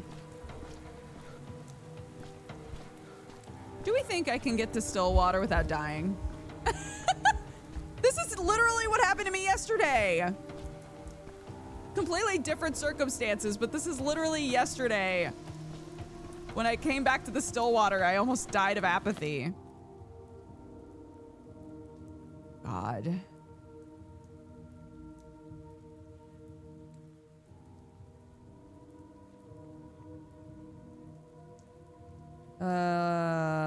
Jeez.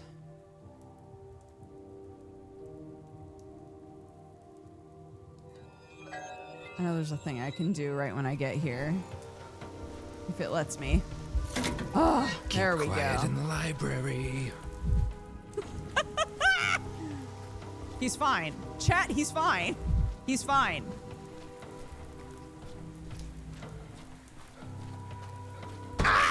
As if things are animated. There we go. I'm alive!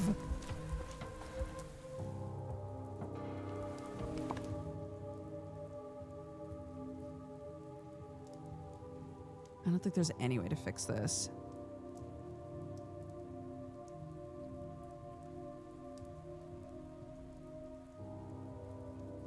I think the idea is that there are things you can interact with in like an aggressive way and things you can interact with in a gentle way. So like swinging on swings is more gentle. It's kind of hard to aggressively swing on a swing, but kicking a trash can or like, you know, smacking a seesaw is a little different. That's all.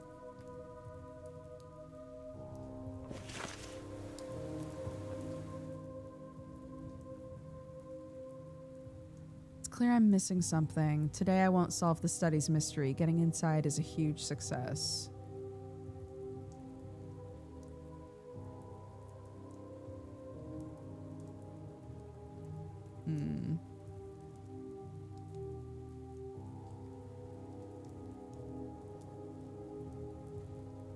He doesn't want my help. I wonder if that conversation could have gone differently too. Oh well.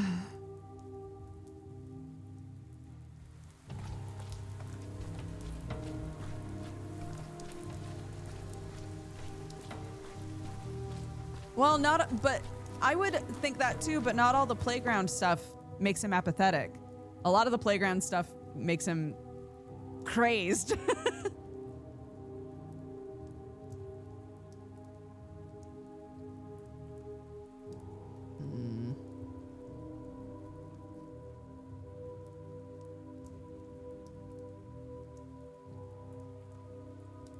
Wait, hold on. Okay, so I know that now. Let's go back here. The seesaws make him manic, and What's the other thing? Oh, the ring around the not ring around the rosy, Jesus.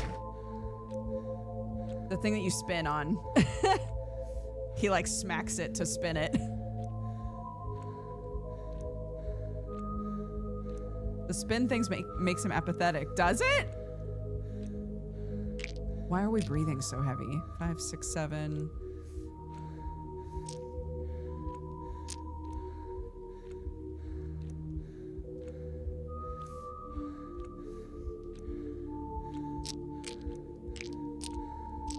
That back in there. Okay, 8. So at the end of the day, we can get that recipe.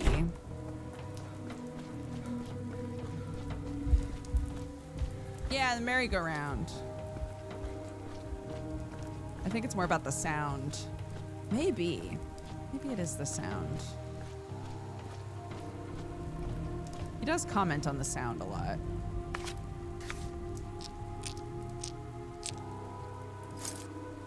Thank you. Okay. Learned some recipes.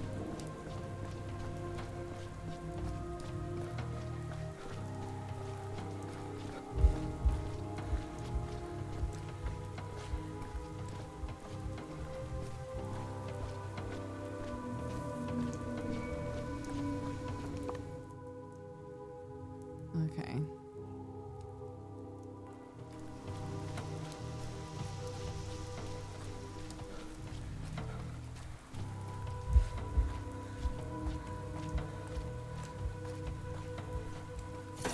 Forgot that there's so much of the world.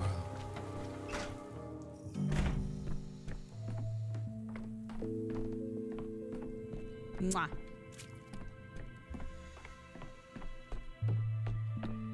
I don't ship them, I just love her. I just love her and I want her to be happy forever. Sure, time skip until the end of the day. Whatever the end of the day is, I don't know. No! Time skip. Yeah.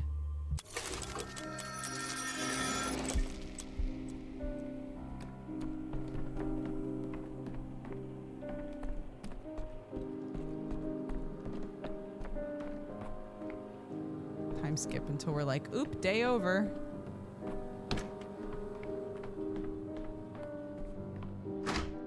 The audience is wondering, Venerable Simon, will you step on stage this time? Simon remains silent. And the wondering if audience this looks frets different. as well.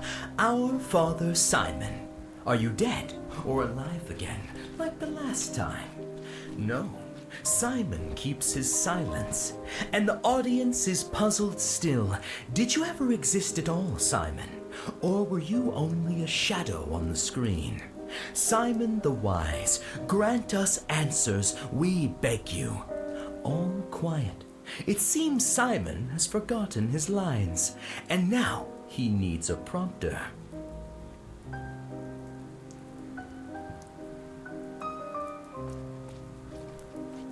Can I go up there? No.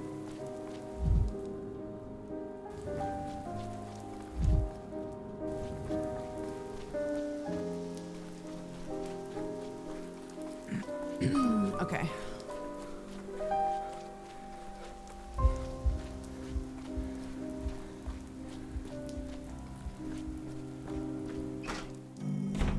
Okay, guys. I'm so sorry, but I think we have to do this day again. One more time.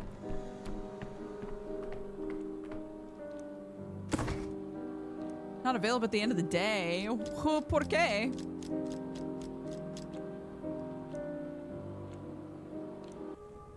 One more time. We made a lot of progress. I have to do this though. I have to not mess this up.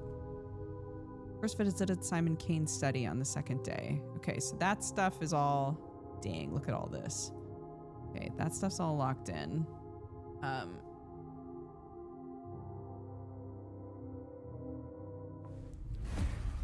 So I believe...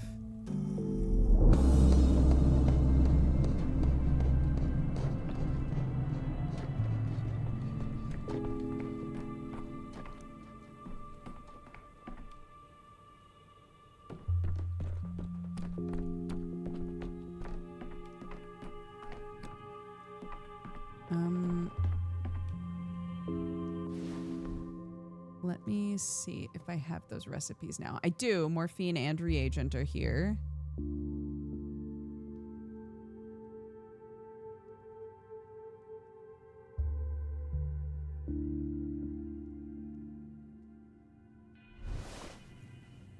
Okay.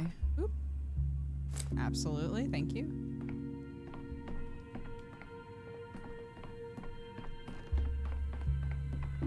Okay, so I am gonna ask because I don't want us to like be wasting time not being sure. Am I correct in saying if it's not red, the game will just assume you did that? The game will operate as though those things happened. So I don't have to go and do all of those things again. I just have to focus on these things. Is that correct?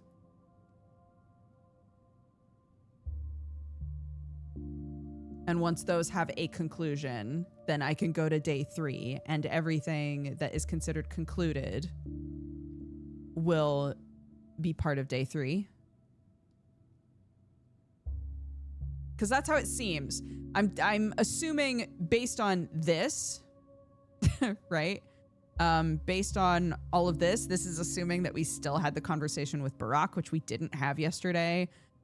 This is all of our conversations about the kids have assumed that we helped Khan like lock himself up. Conclusions are the gear icons. Okay. So these are saying like, that's done. That's concluded. Move on. Okay.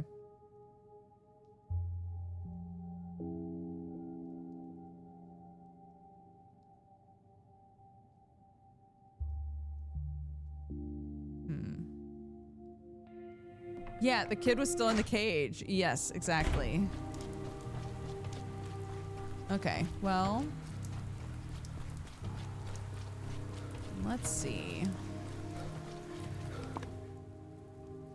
Then this is the only thing to try and do.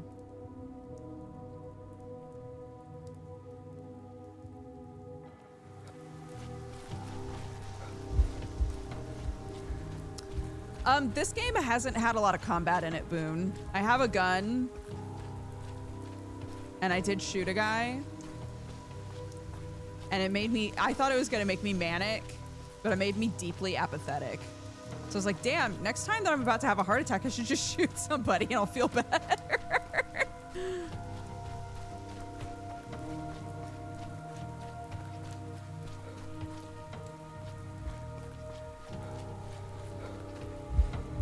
No. What the fuck? So... Wait, so what? I just can't finish these?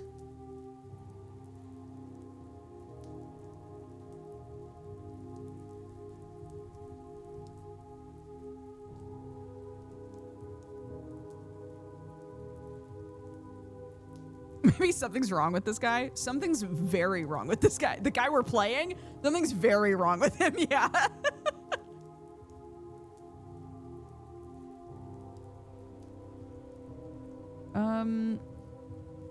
I don't know what to do. He threw me out. I didn't receive Isidore's last parcel. So there's nothing I can do? You can cancel a geared icon when starting a day? What?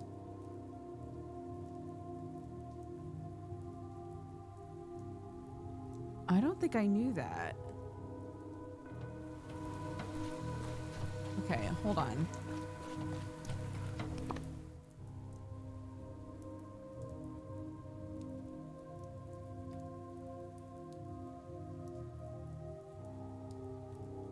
You did it before. Not recently enough to remember it.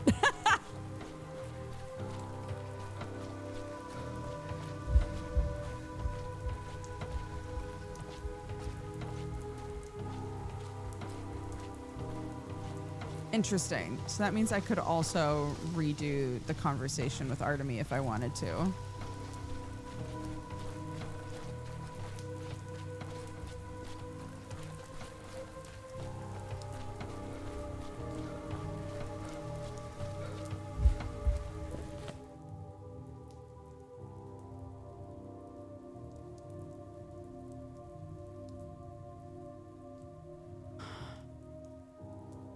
Well, that's really annoying because that means that I used...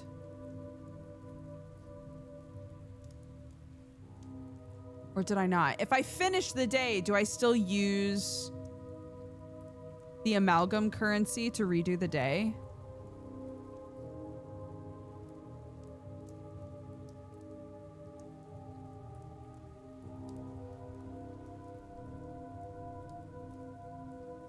Resetting the day does not cost anything. As long as it's the full day.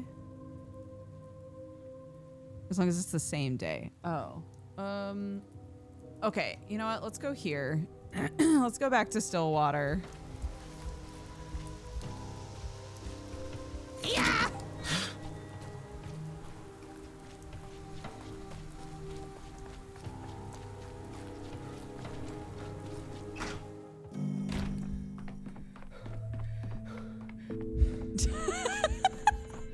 Just showing back up at the Stillwater and heaving breaths while I'm running through the building. Okay. So... No, I'm using a lot of amalgam, guys. Are you sure? Because all of this was up to max. And now we're down to here.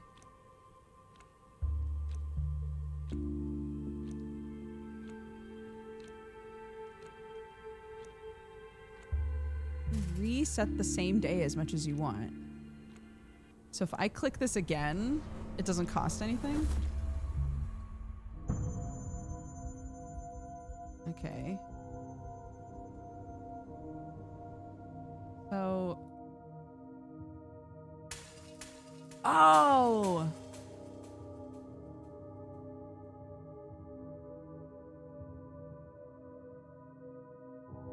It's too high.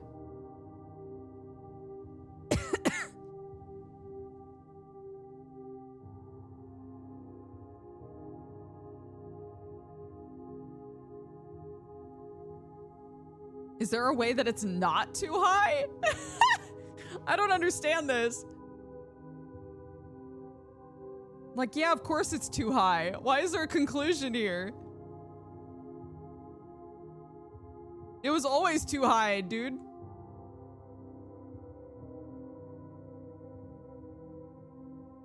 Locals sense trouble and refuse to help. Oh, so they could potentially help if okay, let's redo that then.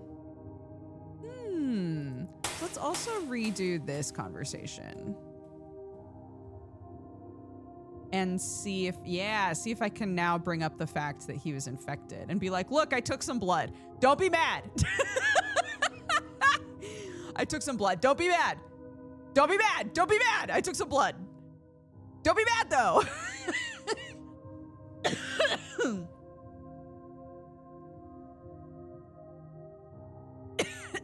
Okay, so that happens in the evening, but I can go to the house and do all of this now.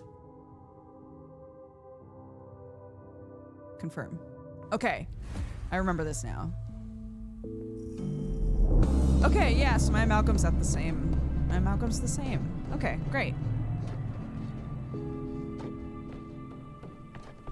Okay.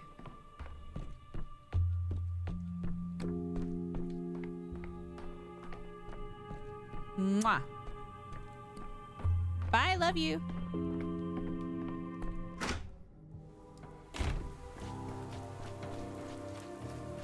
Oh my god, already? Yeah! Every creak, like a gunshot.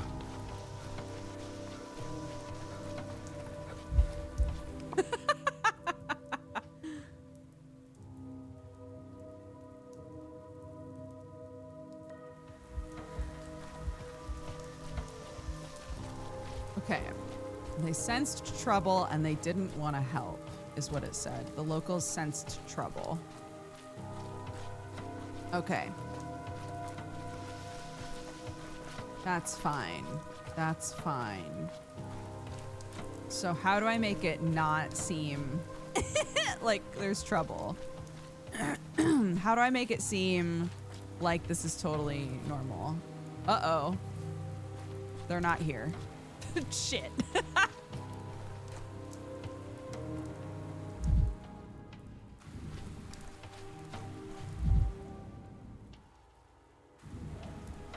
They're not here. Okay.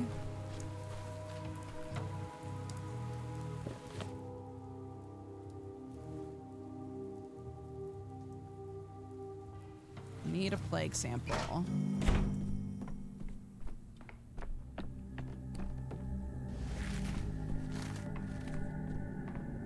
Yes? Have you looked your fill? Stop trampling it with your feet. I'm wondering what I can say to this guy.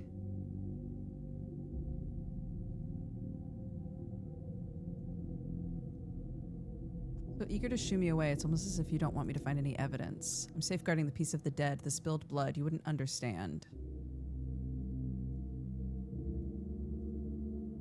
This is a source of contagion. By staying here, you risk catching the plague. There was plague before, but now it's gone. You're lying. I can prove it. Okay, broke that mirror. Oh. Mold could be hiding here. Oh. I mean, I know where it is. Oh. You can bury the truth, What have you brought but here? What do you only have in in your your hand? own grave. Sample of the plague mold. I've seen it 5 winters ago. I thought I had stopped it. I'm wondering if that means... What does that mean? How can this be? I thought I had stopped it. Did he kill Isidore?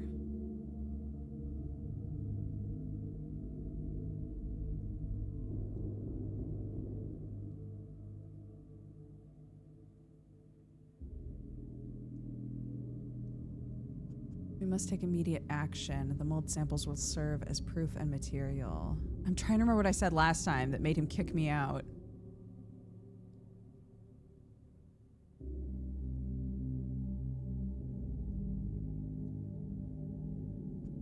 I'm here on Ogimski's orders. The boss himself ordered you to look for the plague.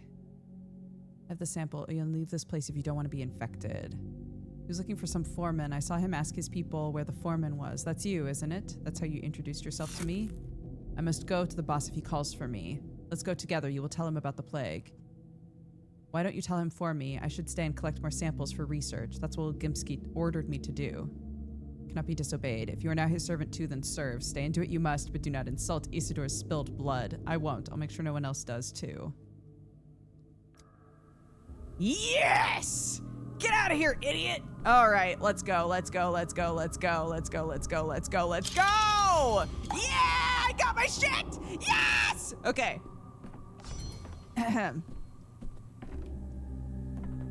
Anyway.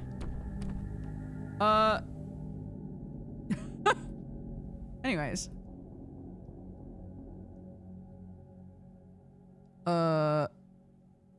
Okay, so he took that sample, correct?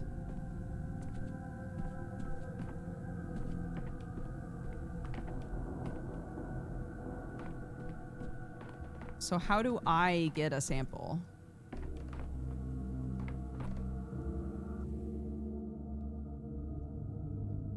No, I have it. Needs to be analyzed. In the analyzer. Got it. Oh, a marvelous puzzle box. Cannot be opened by any means. Something important rolls freely inside. Warm as if warmed by the sun.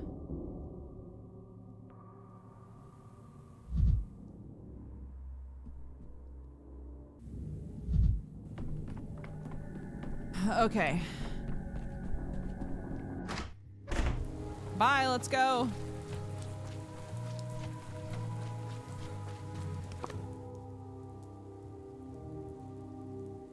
I'm so happy. I'm so happy. I'm so happy. I'm so happy.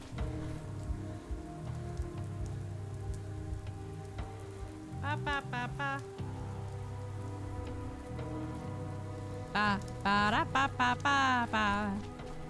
Ba ba ba ba ba ba ba ba ba ba da.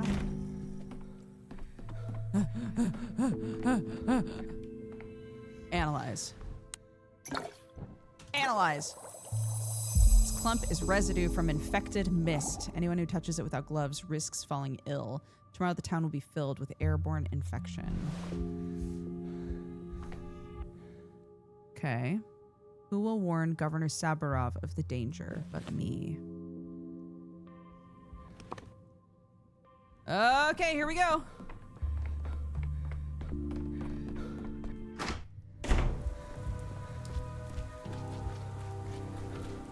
Me heaving.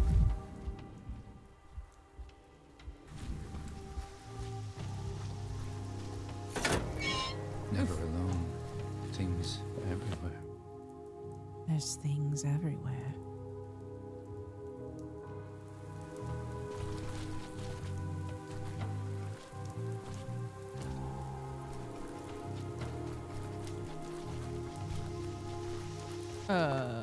Right. Yeah, in here. Good. Is there an entrance there? It doesn't look like it. Here we go.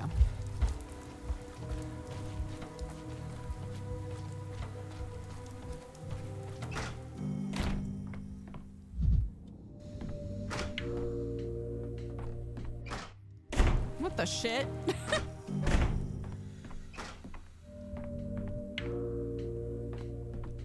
What the fuck?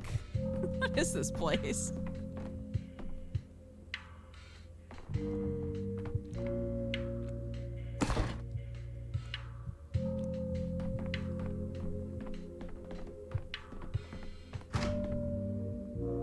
Clara.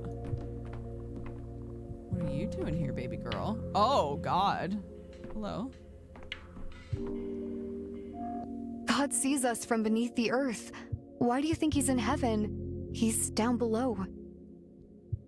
It's a lie that the house is empty. Isidore is no longer there, but the house is not empty. Misfortune has taken root there. What? What are you saying, child? You went to Barak's house? Why?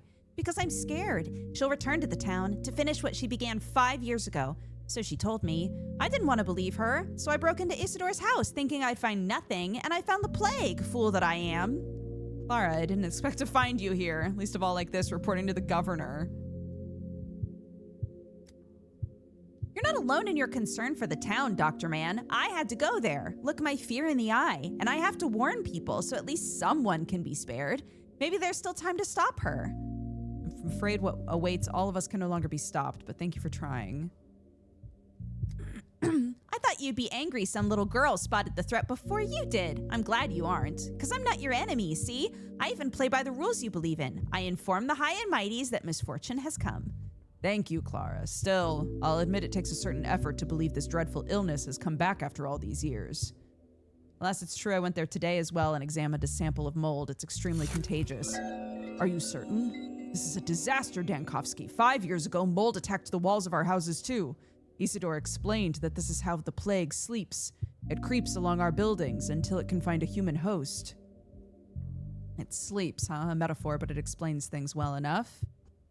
The pathogen is extremely resistant and can sustain itself without a host. That's all I can say about it for now. I'm calling a meeting of the ruling families at the town hall tomorrow. We need to inform everyone who has resources and power so that we can develop a joint plan of action. The infected must be found and isolated right now. We can't afford to waste time wading through red tape. We also need to set up a hospital. I can sign the order to search for infected people and infected houses right now. And I will, because I trust you, Dankovsky. I want a physician to be the one in charge of handling the epidemic. But I need you to understand one thing. This town has always been divided in 3 parts. There have always been 3 families calling the shots, and you'll have to find the approach with each of them. What a perfect time to play politics. I shudder at the thought. You cannot save a town without local authorities. Looks like I should thank you, Saburov, for the fact that I don't have to ingratiate myself to you at the very least. Thought I could make a difference, but in the end, I'm just a witness to what has already come to pass. You can't outrun fate. Can't save a town without the local authorities. Who's there? Have you been taught to knock, lads? Dankovsky, my apologies. The patrolmen have brought a prisoner. I must see to it. Oh my god. May I sit in? Here he is, Governor. Yesterday, this fellow spent the whole day in the pubs boasting he bumped off old Barack. Or maybe he was beating himself up. People can't seem to agree. Just wait. Thank you, but tell I'll me this restore before someone order. speaks for you. If you killed Barack Sr., why would you talk about it in a pub? Well, I was a bit smashed and some idiots were making fun of me and I wanted to give them a scare, so I blurted it out. So they'd, finally leave me alone. I just said it out of spite, Chief. Truth is, I loved and respected old Barack. I came to the pub to drown my sorrow when I heard he'd been killed. That's not what you told us, you dog. He's lying. The story sounds extremely dubious. Who in their right mind would incriminate themselves? Who in their right mind would kill Barack? He saved my sister and my nephew when the baby got tangled in its birth cord. A tough job for your ordinary healer, but Barack was no ordinary healer. What are we gonna do without him? My sister's pregnant again. What if it all goes south? What were you lurking? Was that why you were lurking around his house? 2 witnesses saw you there. A coincidence? First you were snooping around the house, then you drunkenly confess in the pub. And now you've sobered up and are denying everything. Cat got your tongue? Look at me. My sister sent me there for the healing tinctures. I didn't know back then. I thought he didn't get the door because he wasn't in. Enough. Take him away. Put him in lockup for now and we'll deal with him later. Why do disasters always come treading on each other's heels? Yeah, I was just gonna say. The suspect was near Isidora's house, maybe even inside. We need to quarantine him. He could have gotten infected. It wouldn't hurt to isolate the patrol, too. Why on earth would you want to quarantine us? As I've already informed the governor, the mold on the walls of Isidore Barack's house is contagious. The sickness that bled the town dry 5 years ago has returned. Mold? Like 5 years ago? Oh, woe is us. But wait, doctor, 5 years ago the plague destroyed anyone who caught it in hours. I went to Barack's house yesterday morning and I'm still alive. That's true. People saw him there yesterday morning. Does that mean we can forego the quarantine? If it's the sand pest in Barack's house, then yes, we can. My previous order still stands. Put him in a cell until further notice. The murder of the best doctor in town right before an epidemic must not go unpunished. He needs to be interrogated. Even if he's not the killer, he might have seen or heard something by Isidore's house yesterday. Playing the naive fool is the best tactic for a criminal. With all due respect, leave the investigation to those competent in such matters, Dankovsky. You have other pressing matters right now. You're right, I have a big day ahead of me tomorrow. I shouldn't waste time. Conduct medical examinations of townspeople in their dwellings. Yes. Let's step aside. A moment of your time. Yeah?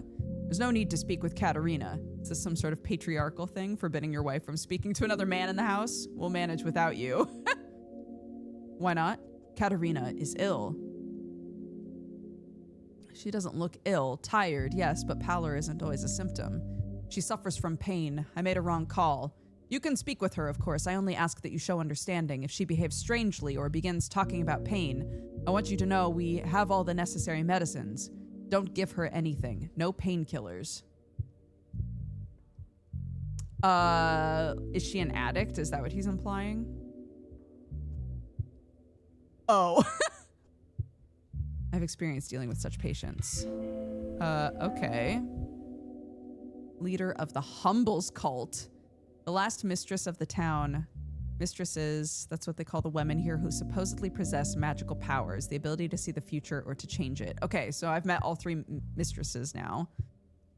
There were legends of miracles performed by other mistresses, but people say Katerina lacked the gift. I think her ill reputation came about because she was barren. You adore yourself too much.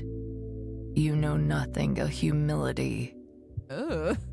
Bachelor Dankovsky, such honor for our house. I knew you'd come. This whole town is watching my every movement with bated breath. You don't have visitors from the capital here often. I didn't know where I'd end up today. We don't. Some people here are certain there is no capital at all, that it's an invention of the mistresses. I'm starting to feel like there's no capital as well. Not the first time I hear about the mistresses. I still don't get it. Are they some kind of fortune tellers, reading your hand, that sort of thing? Capella is a future mistress. They say Maria kinda sometimes has arguments with houses. Is that an occupational thing? Your rudeness is uncalled for. Do you see the eyes watching us from the corner? What eyes? Little ones, black and red, like little angry beads. In pairs, but sometimes in 3s and 4s. So if you think those are rats, then you're wrong. You have pinpoint pupils. Did you take any substances? I like it when there's an analytical aspect to hallucinations. There is some imagination to this.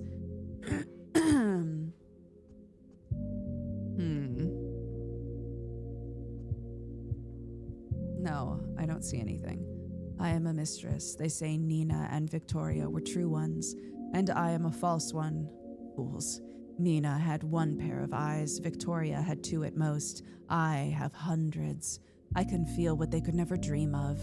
And Clara, my little daughter. Clara's worth 1,000 Victorias, 10,000 Marias. Clara is your daughter? Do you have children, doctor? No, I don't. Have you ever tried for a baby? I haven't. Have you ever felt your inadequacy because you couldn't give the world what you were made for? Yes, I feel that every day. It's not fair that some families have everything in abundance and for free, while others have to suffer humiliation. I am the mistress of this town, me, the only one alive besides Clara. You know her, right? I do, unfortunately. I do know her. My darling daughter. Rats have brought her. Do rats even live here? I see. So she wasn't coming to like report to an authority figure. He's like her adopted dad. I don't understand a word this lady's saying. Well, so we've met 3 different women in this town that all refer to themselves as mistresses. They all seem to imply that they have some sort of like prophetic gift. So like the first one we met is a child. She's one of the kids, and she let us out of jail. She was like, I knew that at a certain time today I needed to let you out of jail, that kind of weird thing. Maria is the one that we met outside of the Kane house at the end of day 2. Last time that we did day 2, we met her. And she's the one who, when we saw her in Isadora's house, was like, don't you still feel him? His energy is in this house. His blood is in this house, right? And so now we're talking to Katarina, who's like, they think they can see, but I can see 10 billion, you know?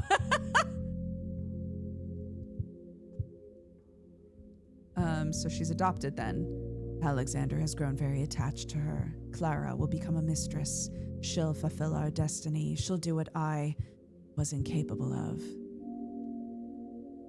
Alexander has grown attached. What about you? Alexander is a very gentle, sweet man. Did you know everyone sees a ruler made of steel in him? And that is so, but there's so much love in him, so much care. Just don't tell him I said that. He doesn't want people to know. People usually try to conceal their shortcomings, but it turns out your spouse is concealing his merits. A ruler cannot be human. Unfortunately. Interesting. Okay. Curious how it was the Sabarovs' adopted daughter, Clara, who has found the potentially plague-ridden house first. Maybe there was no mold before her visit. I can rest now until tomorrow, except I won't, because I'm gonna go hang out with Artemy. Bye. Wait, can I go in here? No, I can't.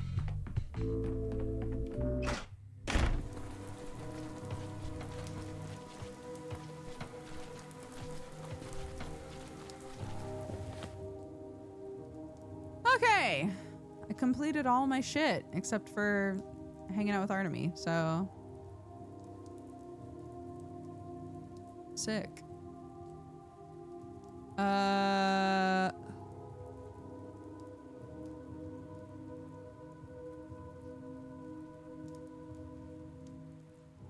trying to remember what time I was able to see him. Let's go here. Let's go to the backbone real quick. Thanks! Day 2, finally. I could use some quiet. Finally looking good, looking right.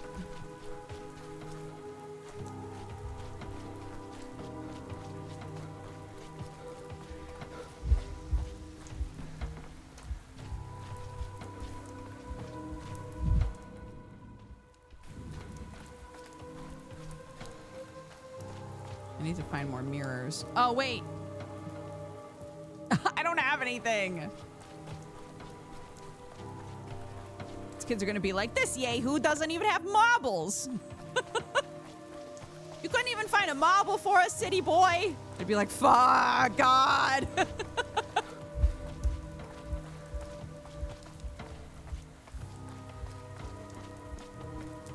Ooh. Some nuts. I'd rather not hear this.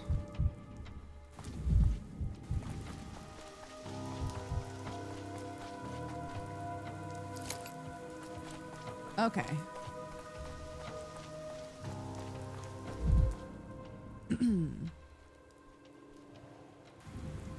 What's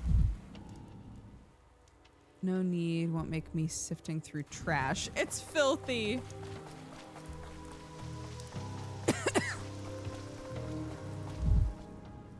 The bald boy got no baubles. Oh my God, he'd crash out.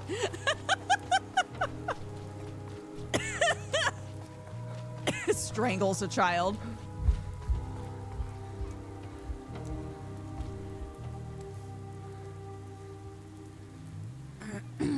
Herbal mixture of taurine. Want everything. Costs 6. Costs 7.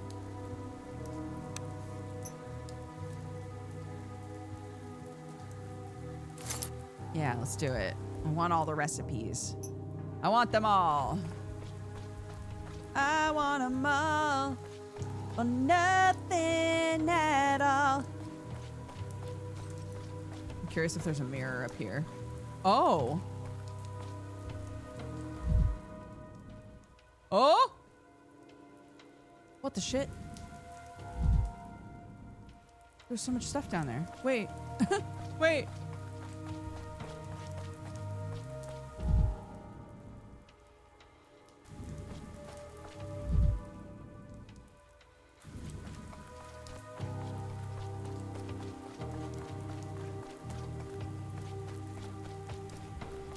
Okay, wait. Which part of town was I looking at? Oh, that way, that way, that way.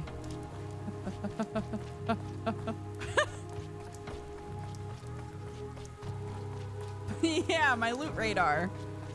Move!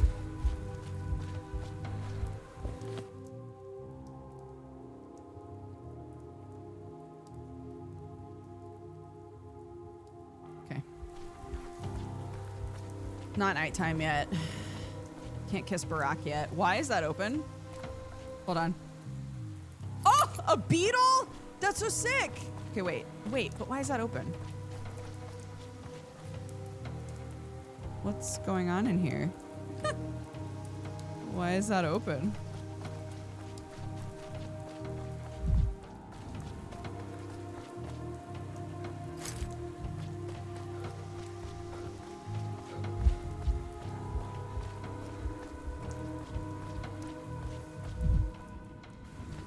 A mirror?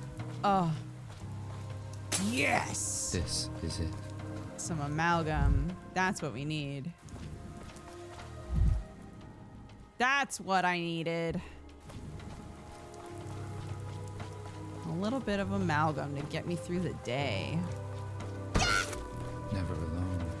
Things everywhere.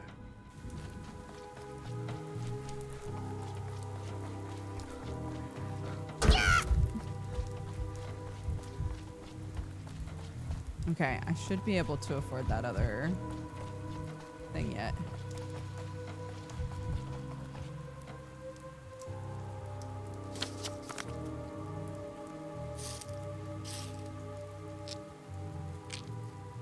Trade. Yes. Got them all.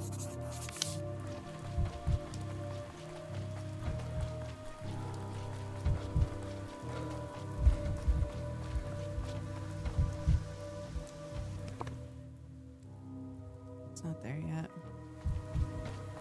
I don't know what time he gets there, but it's okay.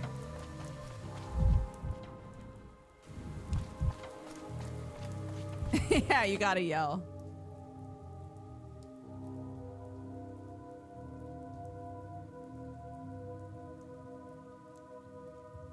Took me 36 minutes to get here. Sure.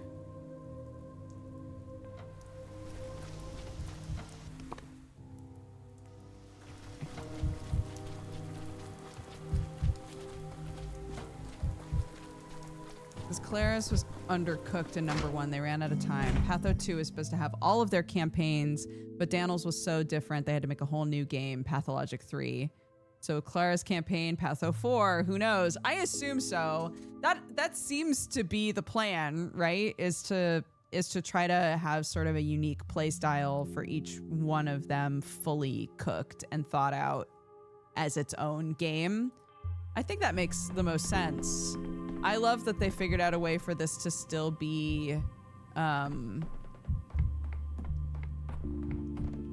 for it to still be a survival game, but in like a totally different way. I think that's so cool. Look at all these recipes I have now, guys! Guys!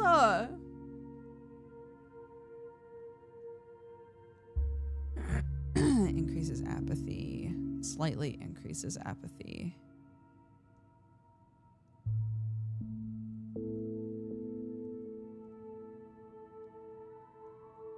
I have what I need to make strychnine.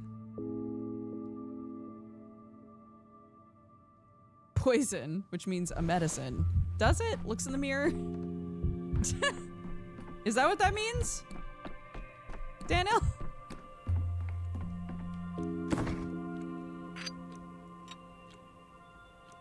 And dink.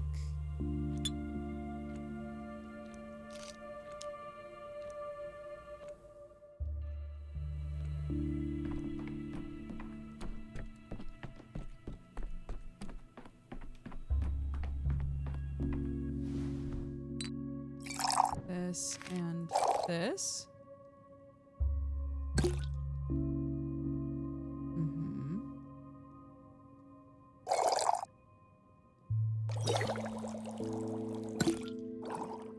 Yeah, look at that. I cooked. Did I loot this today? Yeah. Yeah, I did.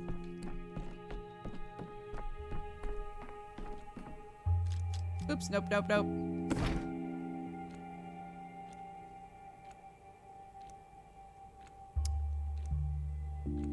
I'm so glad I found so much healing stuff. It's so nice. Why are we making strychnine? Because I keep almost dying of apathy. And also because I hadn't made anything yet and I just wanted to make something.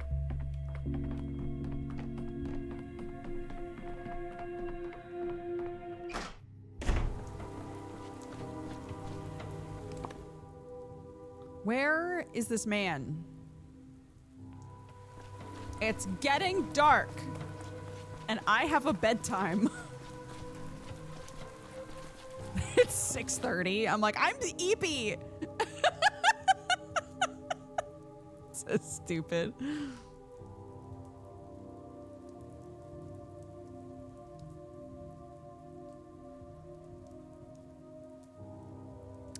Yeah, so I don't know if you were here a minute ago when I was saying that the survival system is different in this game. So in the other ones, it's very like it does take into account how stressed out you are, but it's also like, are you eating? Are you drinking? Are you, are you all the good survival bullshit? So in this game, they decided to do away with worrying about food, like, and water, like basic sustenance, but instead you are prone to like erratic mood swings. So, this is the bar here. If you get too manic, you have a heart attack. Your heart can't take all the stress. And if you get too apathetic, it's basically simulating like being in such a horrible situation that you just lose hope. That it's hard to see tomorrow. You feel like you're not helping anybody. Like there's just no point anymore. And it's dark, but if you get all the way here, you get right when you're about here, you have a mini game opportunity to like remind yourself that you're the only hope this town has, and you have to like get your shit together, and you can knock yourself out of it. But if you don't, if it gets all the way here, then you kill yourself. Which is very sad. So, you're kind of constantly accruing apathy when you're outside. A lot of conversations make us Here we go! A lot of conversations make us manic.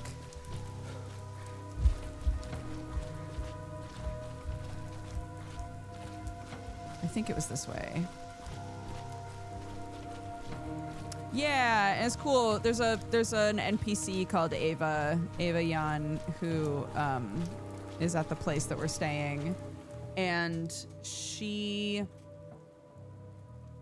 had like a whole conversation with us where we could kind of. She basically was like, "Have you always been this prone to mood swings like this?" And we have as the player, we have the opportunity to be like, no, absolutely not. Or to be like, yeah, but it's particularly bad right now.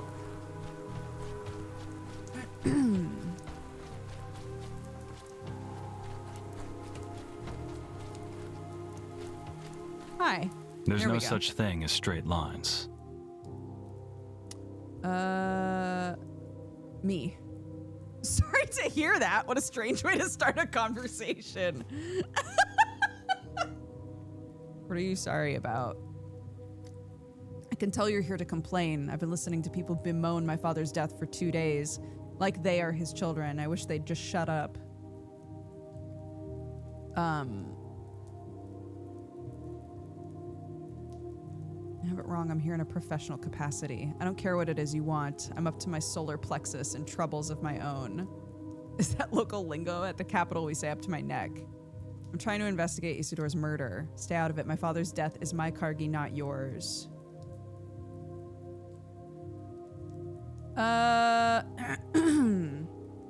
So last time I sort of poked in this direction. But I wonder if you would appreciate me just being like, your dad had the plague? What is Kargi? You don't know anything, Emshin. I know something about your father's death, certainly more than you do. I've been to the crime scene. I met a huge step man there. He introduced himself as Oyun. He's the one who sealed the house. Father's house is contaminated. Plague is spreading from it across the town, I'm sure. I've analyzed the sample. I managed to examine the body before it was buried. Did you see the giant perforating wound? I should not say this. He's gonna be so mad. He had the sand plague. It wasn't what killed him, but he would have died anyway.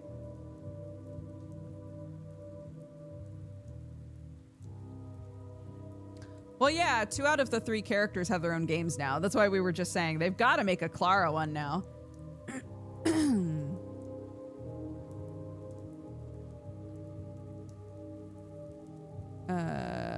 He's the one who sealed the house. Oyun is the foreman of the abattoir, an important man among the kin, father's kindred. That means he's allowed to enter the dead house, but he has no right to bar entry for others. Your father's house is contaminated. Plague is spreading from it across the town, I'm sure. I saw the mold on the walls, heard some whispers from the survivors of the first outbreak, but I don't have my own equipment to verify their words. It's a good thing you checked. I guess I gotta say this. Yikes. I managed to examine the body before it was buried. Did you see the giant perforating wound?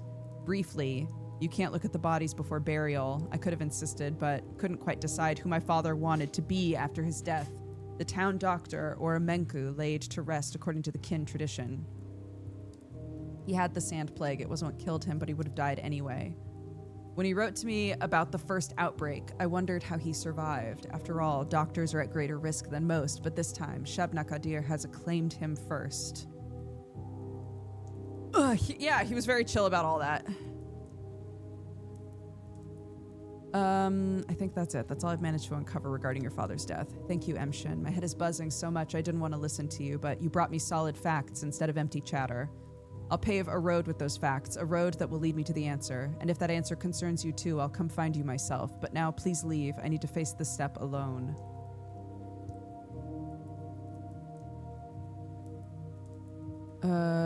Maybe the killer realized Isidore had the plague. What if they were trying to stop the epidemic?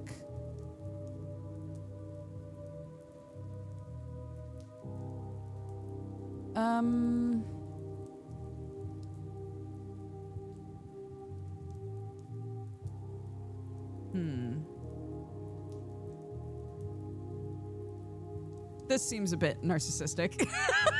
I mean, we the player realize that there's a whole lot more going on with Dankovsky, but like to say this to him feels like it wouldn't go anywhere. What if it's all about me, actually?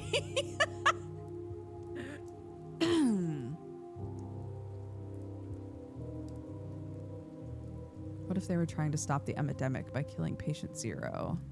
Yeah, what if everything's about me, actually? Should I thank them when I find them? Don't give me that crap. Father was a doctor and a Menku. If he discovered he had the plague, he would have done the right thing.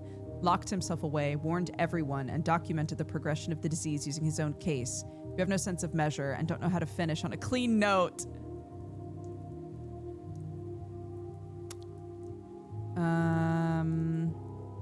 I can't seem to keep my valuable opinions to myself. Why don't you give what I said some thought? I might be right. I didn't mean you should be grateful. I was simply looking for a motive. Okay, that might just be the same as what it was before. He doesn't want my help. He believes finding his father's killer is his duty. Okay. It's the same. It's the same. There might have been something different I could have done there, but let's just move on. Let's move on to another day. Tired of this noise. I'm tired of this, Grandpa. Vibrant. Everything's so vibrant.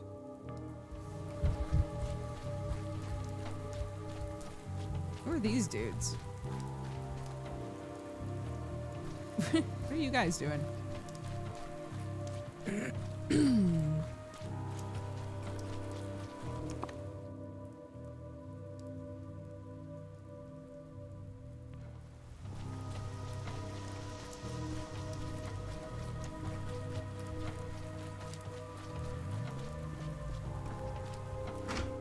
Okay, so now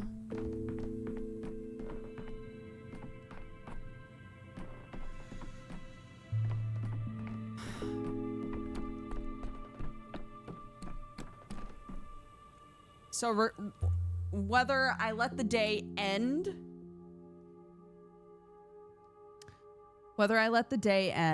and then start day 3, or go and start day 3 manually. Either way, it'll use amalgam, correct? What happens if your mania is too high? You have a heart attack.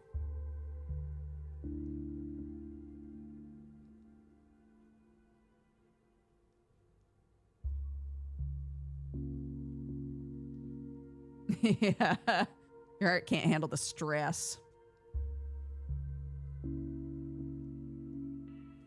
But like, would it be better for me to just go to bed and pass time until the day is up, or to just go to the clock and start day 3?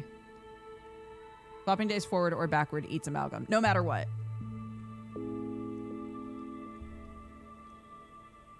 Okay, great. Well, here we go.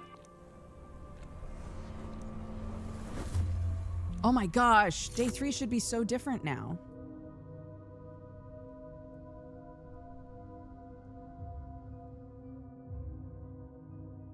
I failed to find him.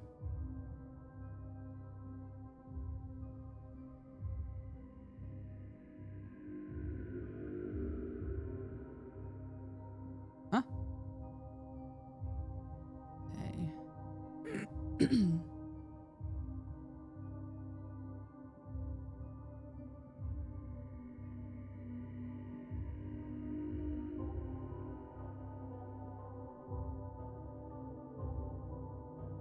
surprised. Shouldn't a bunch of this stuff be different now?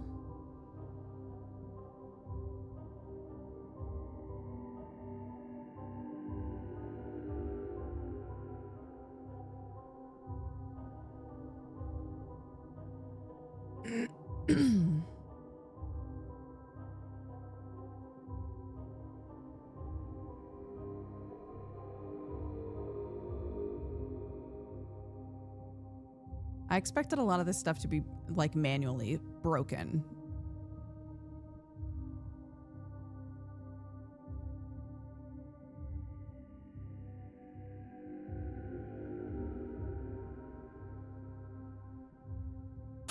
Okay, I want to redo this.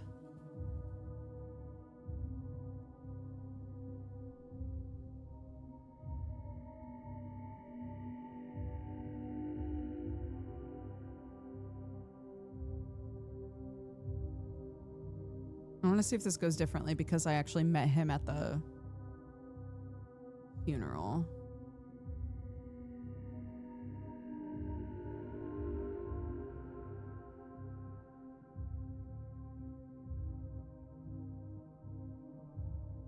Peter Stomatin is not an easy man to find.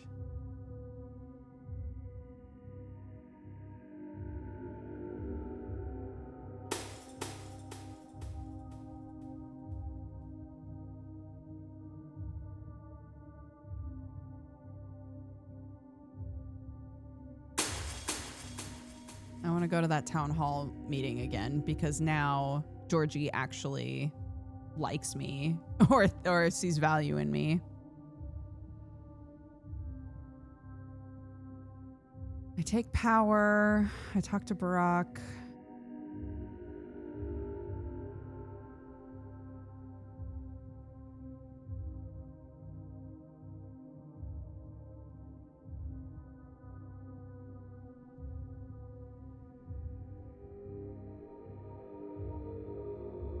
Sure.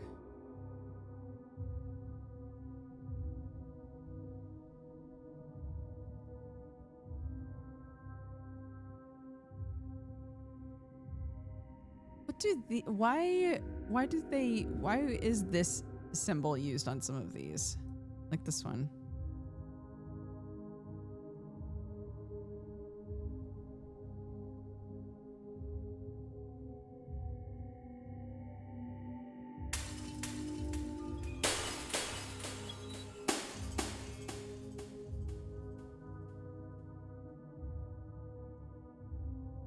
Well, it's the little theater guys. They show up when someone's dead, but they also show up just for fun.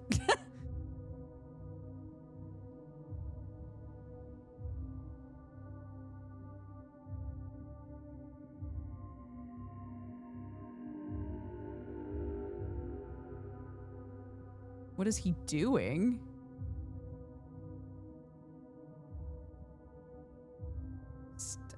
Standing? What do you mean, what's he doing? He's being a little freak.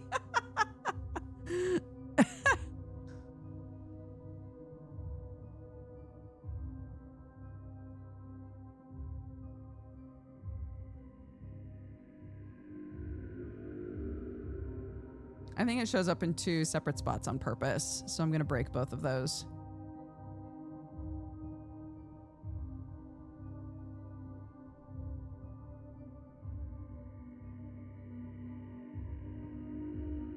And I'll try to...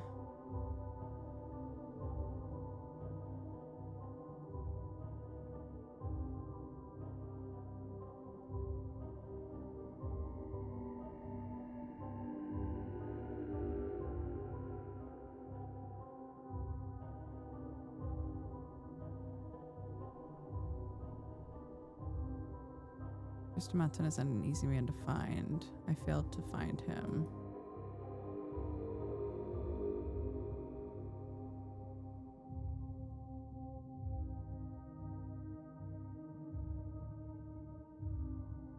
Okay. Canceling some key events will have a considerable impact on the future. Their consequences won't occur. Be prepared to face the outcomes of your decisions. Okay.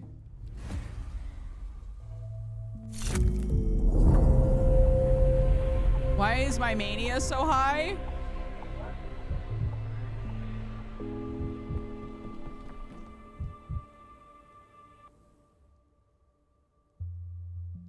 Raven's hiding. Dogheads insist. I've already asked them about the polyhedron. Made an imprudent promise to Yulia to plead on her behalf before the Canes.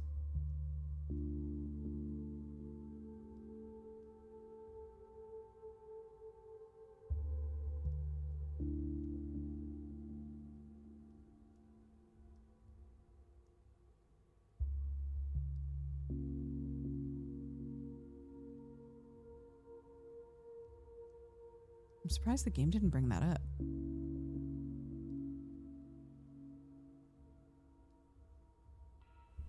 Yeah, but it said murdering people would have an effect on us.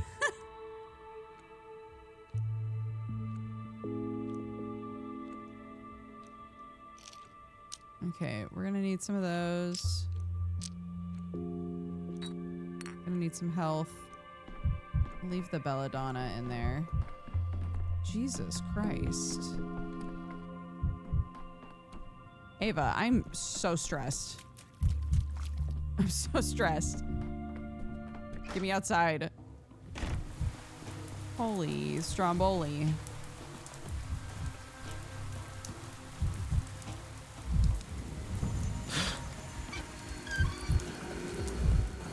Oh yeah. It was quiet and magical. Whew. Okay, that's better. All right, so we're going here first.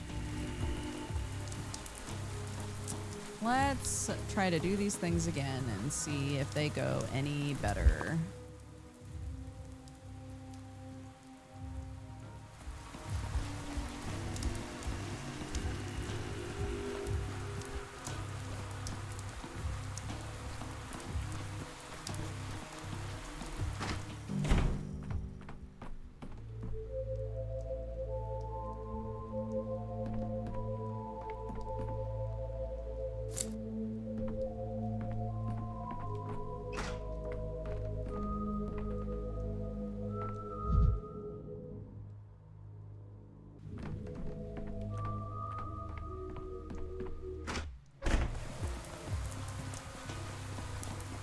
Okay.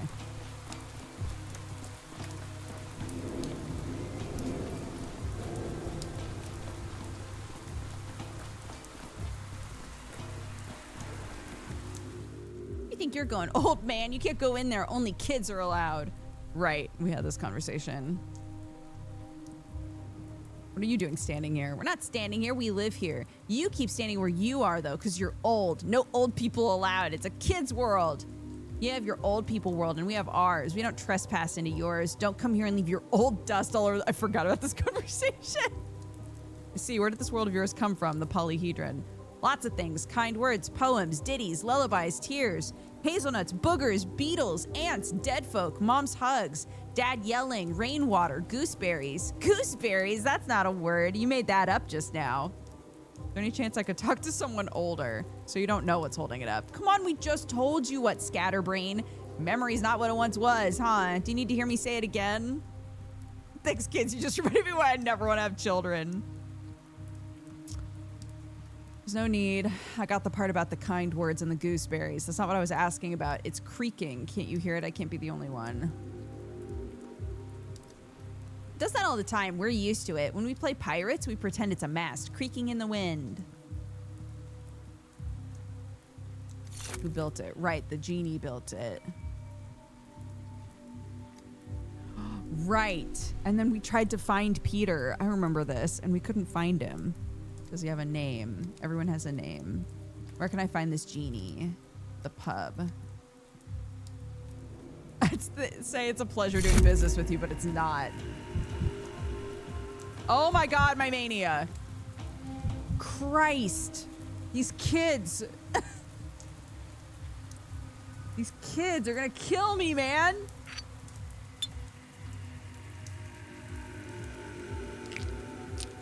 $20? Okay, I don't need all that. They're 10 each. Roll.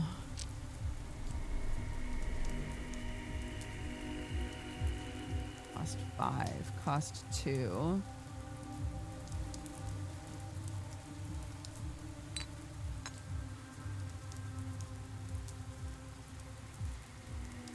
Let's get another health thing.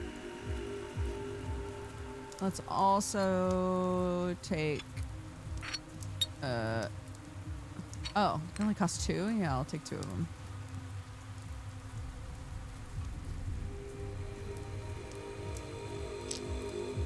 Okay, trade. Thanks, kids. Pleasure doing business. Holy Stromboli. Use. Why would God.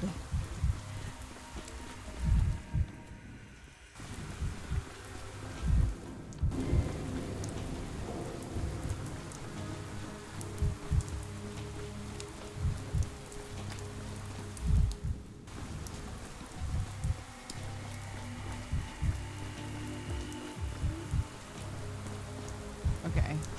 Oh. Don't cut the line. I was here before you. Me too. We were here before you. Not in line. I'm here to check what's going on. Don't push. Don't think you're smarter than us. Tell him. Tell him. He'll push ahead and we won't get any vaccine. What kind of vaccine is it? Did you ask anyone? I told you it's a vaccine against the plague. Why are the steppy folk handing this vaccine out from a cart? What's it to you? The important thing is they're giving it out. Who are you anyway? The steppy police? These people with the cart show you any documents? How do you know what they're handing out? You're with the police. You got that dissatisfied look on your face. I'm a doctor. Why are you cutting the line? Didn't you take a Hippocratic oath? I did. That's why I'm trying to understand what kind of poison they're handing out. My advice is go home. That stuff they're handing out from the cart isn't a vaccine.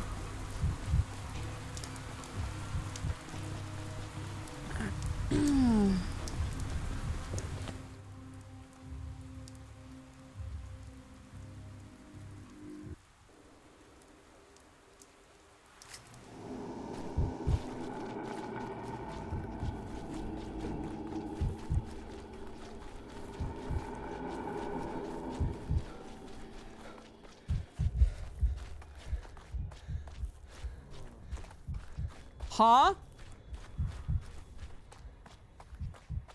That's my first time seeing a person shuffling around in there.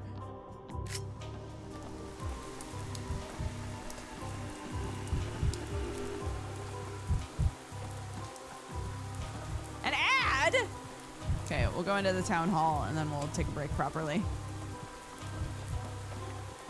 The speed difference when you're manic. I know. It makes you so fast and so sad. Wait. I passed it? I'm a dingus.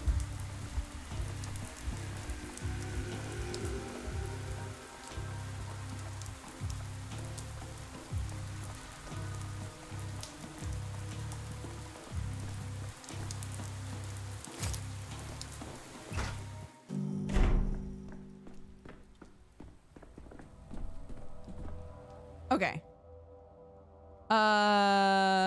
Let's take a quick break.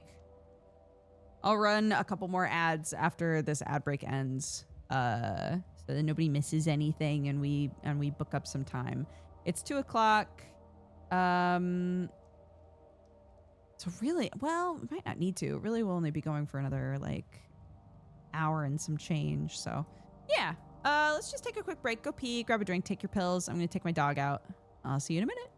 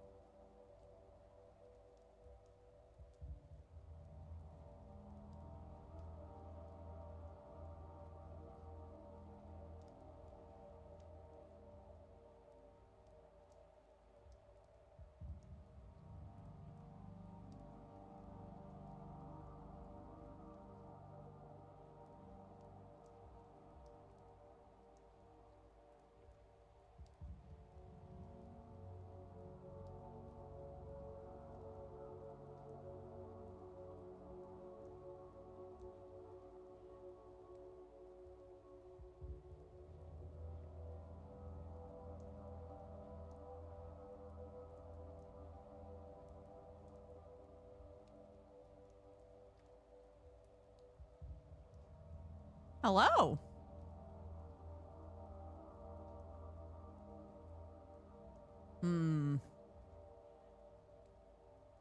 Okay, I'm gonna run one more minute because it's gonna cut us off 10 minutes before I end the stream, which is gonna be annoying.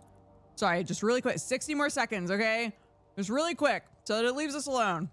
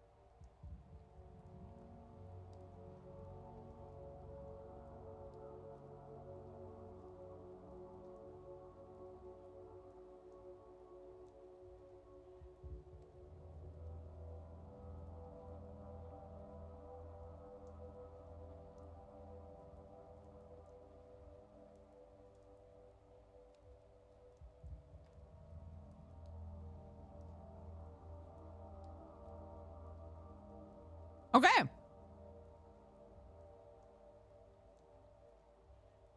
Let's do this. So, Town Hall Take 2, where people don't hate us, maybe. Aside from this guy. No, I won't believe in a killer. Okay, so this is Made the same of thing we said clay. before. I won't believe in a killer made of clay.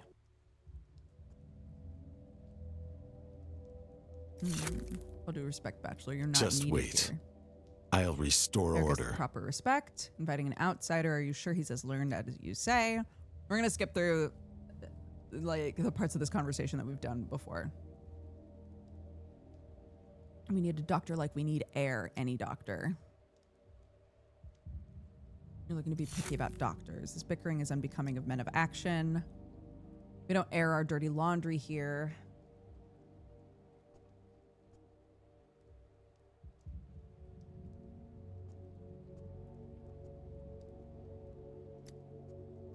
Don't play the fool with me, Bachelor. We do have some expertise here, if you must know. We've already taken measures, no thanks to you. The termitary is sealed off, the abattoir is shut down, the vaccine is made.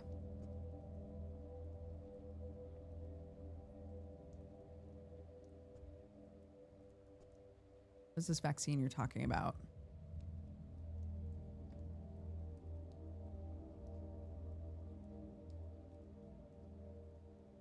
Does he have qualifications? Is your son a doctor? I'm not accountable to you. He's not a doctor. It seems the vaccine has helped several people. Can I have a look at him? Andres Tomatin claims he's given the medication to his people at the Broken Heart.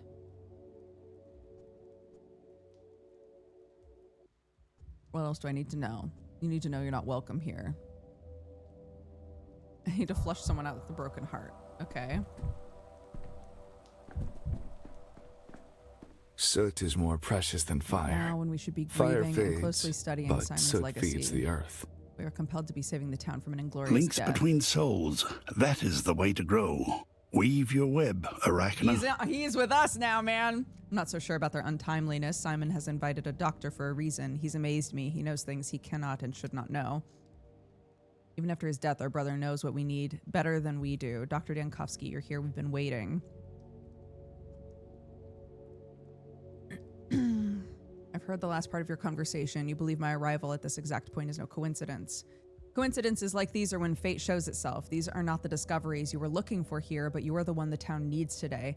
Saburov desires to hand the power over to you. Ordinary townsfolk hope the doctor from the capital will stop the plague's triumphant parade. I'm glad to have a chance to help. I'll try not to waste it. We, the rulers of this town, are prepared to provide you with resources. You should be the one to choose our direction, Dankovsky. Which measures do you consider the most urgent? I'll say the same thing as before. Showing you'll make a fine head of the emergency command, I'd like to ask you to keep in mind why you came here in the first place. It was Simon you came to see. Keep following his tracks. What do you mean? I have no hints for you, Bachelor. All I know is this. Simon's left a riddle for us. His death is a riddle. His disappearance is a riddle. His plans concerning our town and our life are a riddle, and you are the one who will have to solve it. You are the one he's chosen. Simon was inscrutable, but he desired to be understood. Plenty of responsibilities will come crushing down on you now, but my brother is reminding you of your responsibility to yourself, the responsibility to grasp the mystery of other being.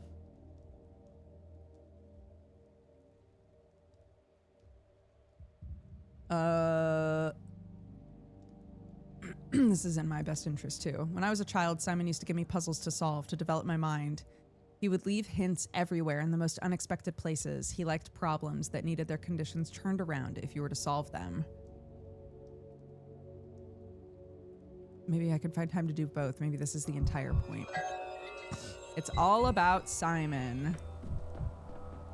Okay, so hold on.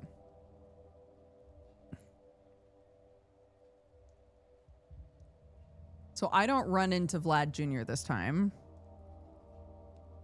Oh, I run into him after I've...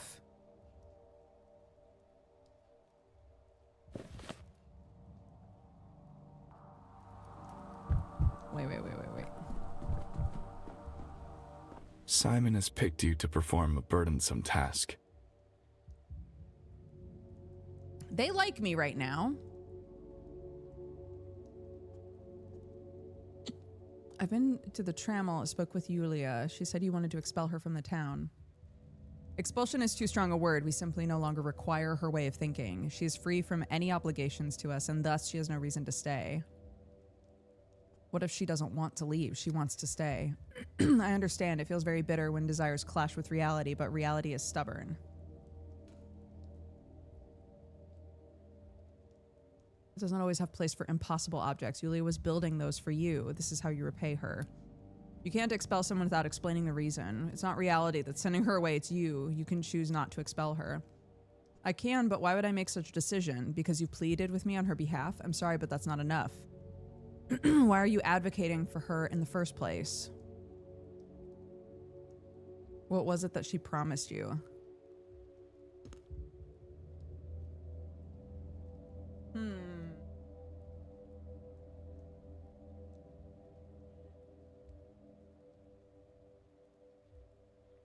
Ogimsky hates us. The Canes are all happy with me, generally, because they believe that I am like Simon's chosen boy that got brought into town.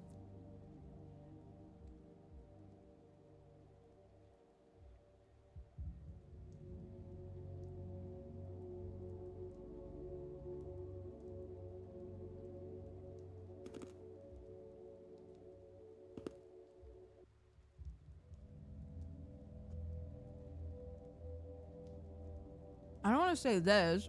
I don't want to say this because I've just told him that I'm gonna stick around and build a hospital. Because we need a reason to help someone in trouble. If you're suggesting you're asking out of the kindness of your heart, that's amusing. Do you really think I'll believe that? I've studied you well. It's not in your nature. What do you hope to get out of it? I have to understand why she's fallen out of your favor. I made my decision and nothing and no one will make me change it.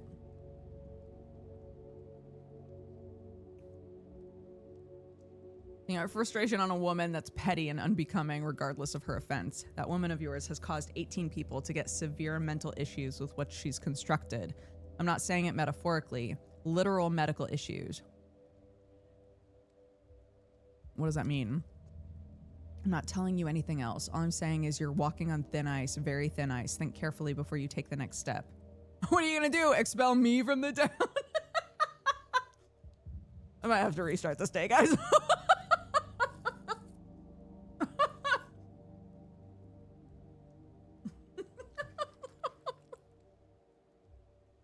It's so hard. It's so hard not to RP a bitch, but being a bitch doesn't get you anywhere in this fucking town.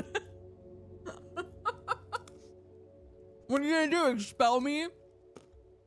Really, Dankovsky, what is this all about? As far as I know, you have a lot to do today. I'm not sure why you're wasting your time on a pointless discussion. She's no relative of yours. Forget her. Do some actual work. Damn! It seems this discussion is pointless. That's queer. Yulia told me you were the most sensible of the Canes. She must have been mistaken. I suppose that's what you will say about me once I stop being useful to you. People, to you, are no more than pieces on a chessboard. Damn. Ha ha ha. Bye.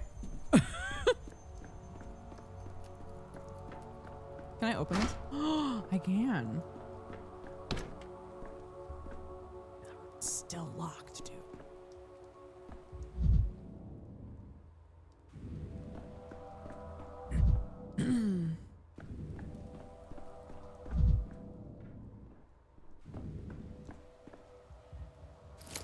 Thanks, guys. Bye. I cannot believe that they let me just steal everybody's shit in this game. Hi. If you tarry, you will die unshriven. It's you. I wanted to ask if you managed to speak with the Canes, but I can see from your face that you did. I tried to find out what their grievance against you was, but to no avail. I could try again or speak to Georgie. Don't bother. I don't know what I was hoping for. I thought if they appointed you head of the plague response, they'd at least listen to you. This sounds terrible, but I'm almost glad the town is closed off. It gives me time to say goodbye, and as for you, I wish you luck with your escape. Victor seemed to get angry when I brought you up. I'm curious myself what grudge he's holding. Thank you, though right now I can't even imagine how one could escape. The train driver will help me, it's true, but it seems one train driver isn't enough. Victor said you pulled some sort of trick, and because of that, 18 people lost their minds. What did he mean by that? I don't know, it's the first time hearing of it. He was on edge and seemed to let something slip. I'll be honest, I had a better opinion of him. Victor seemed like the reasonable Cain, the only truly sane one among them, and now he's just making up facts about me. A sad sight. When I mentioned you, his expression changed completely. Okay. Interesting. She's grateful that I tried. That's all we can do, isn't it? Peter's usually wasting his life away at his brother's pub. Right, but when I tried to look into that last time, I never saw him. Is there an area of the pub I just couldn't get to?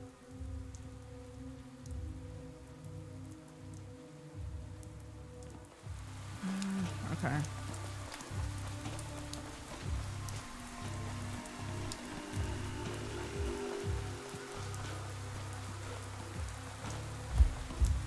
Well.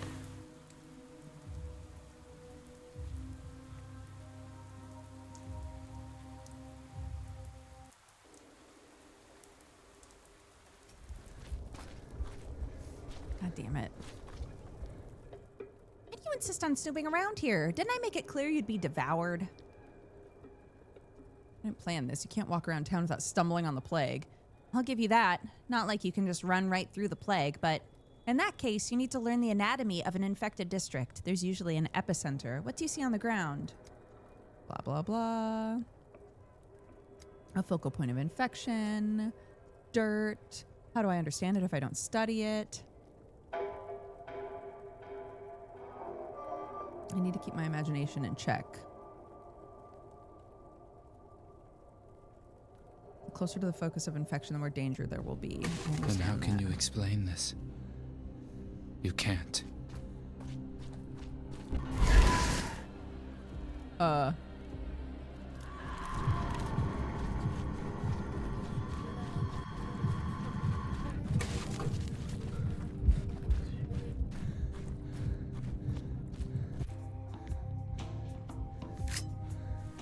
Ooh.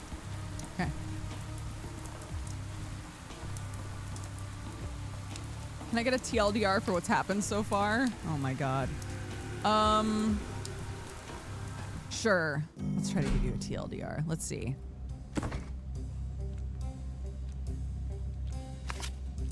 Have I? Okay, whatever. Okay, so, The basic summary is we are a doctor who has come to the Russian steppe, a very small town that is riddled with the plague, and we have 12 days to fix it.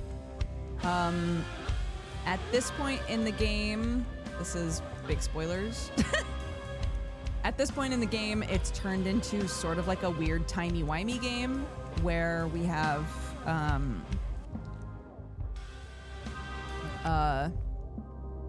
like a lot of things that happen each day, and depending on how they resolve, it affects the next day. And so we're trying to make it so that day by day we solve enough problems that we make it to the next day, basically. So as you can see, I haven't gotten very far. I've redone day 2 and 3 a few times. It's very cool. Yeah, it's very cool.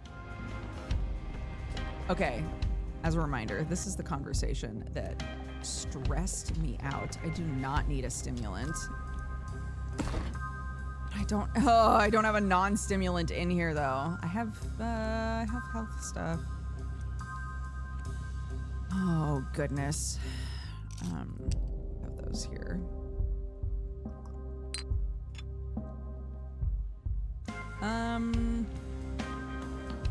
Hold on. No kids. There's no kids in this dang town. Man, there's way less kids on day 3. You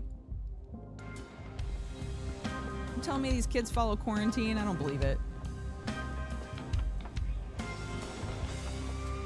Okay, homeboy is hidden somewhere, I think.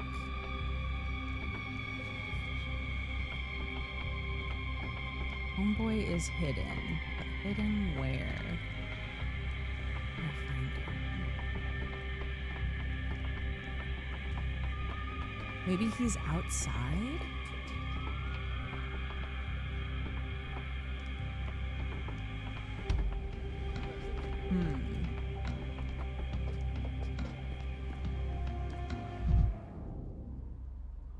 Okay, so we've had this conversation a few times, but we're gonna have it again. Juggling knives. Daniel. Now you're pouring drinks. I'll keep my mind on blown. An alleged vaccine. Tell me more. Might as well add it to the menu. You're a doctor. It's some herbal concoction brewed with infected blood. There's some entrails thrown in for flavor. Crazy. Has this remedy been put through trials?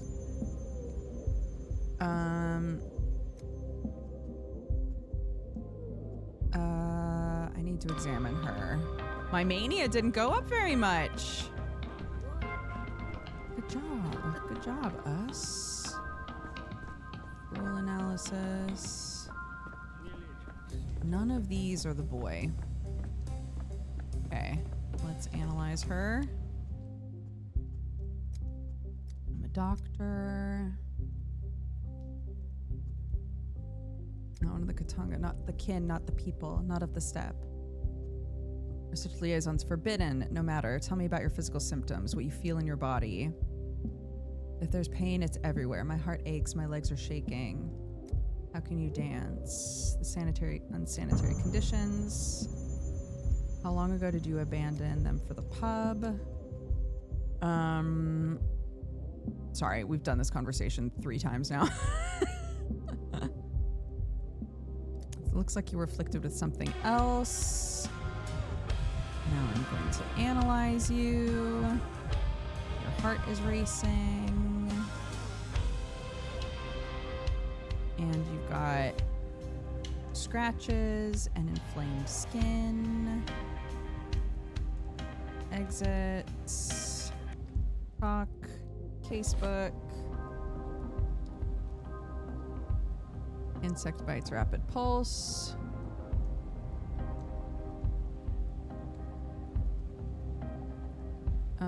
This is what we locked in last time.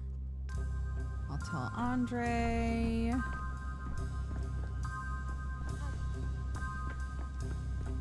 Feeling.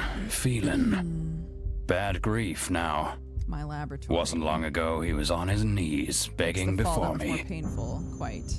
You and I are not just fellow students, we're fellow sufferers. My creations are also on the kill list for, what was it? Intellectual extremism and anti-humanism.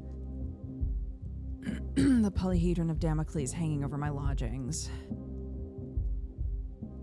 What capacity does she work for you? She has something else. Told me Kulan walked through a plague district to see her lover. He's a bandit. We met him on day 5. The onset of the first infection is more acute. We don't see any signs of the plague. Don't let anyone new inside. I'd like a sample of this dead gruel.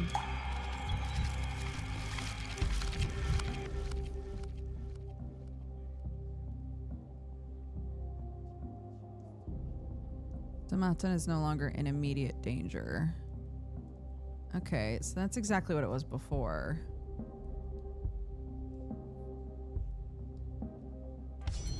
And then his brother, I couldn't find. I'm wondering if he is hiding out somewhere near the pub, but not actually in the pub.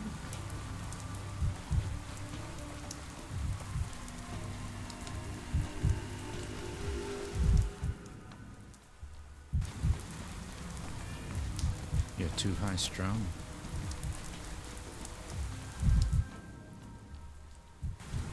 You're too high strung, he gripes about himself.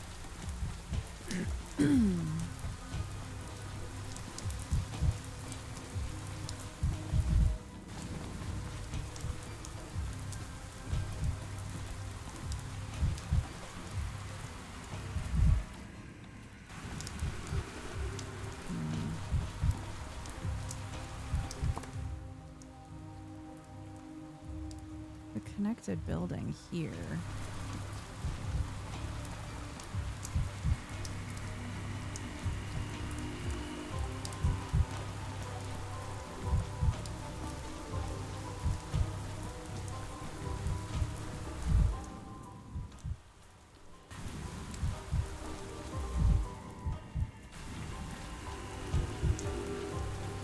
There's stairs up there.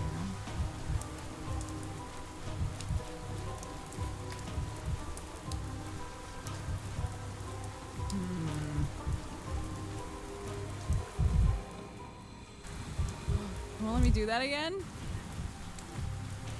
But like you contemplate it once and once only. He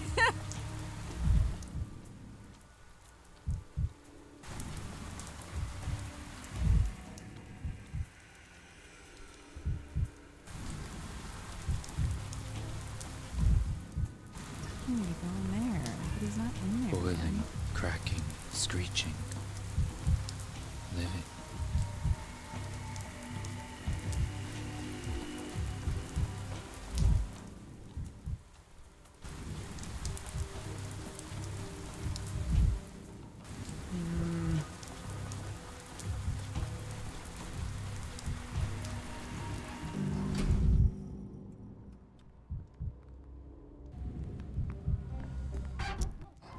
Come back really late.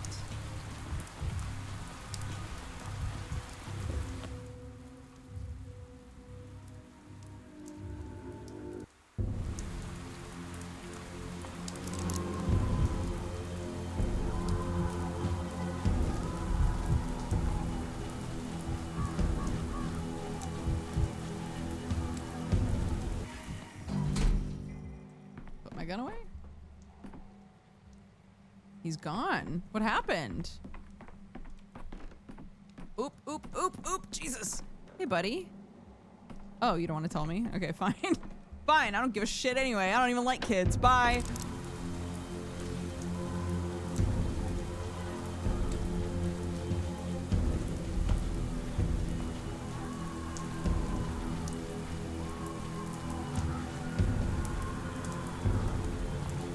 Hi, guys.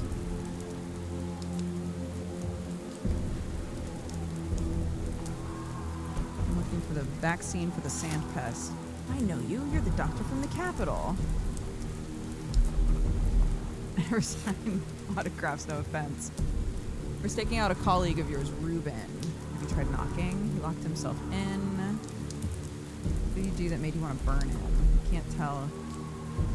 I think Ruben was the one who snatched Simon's body.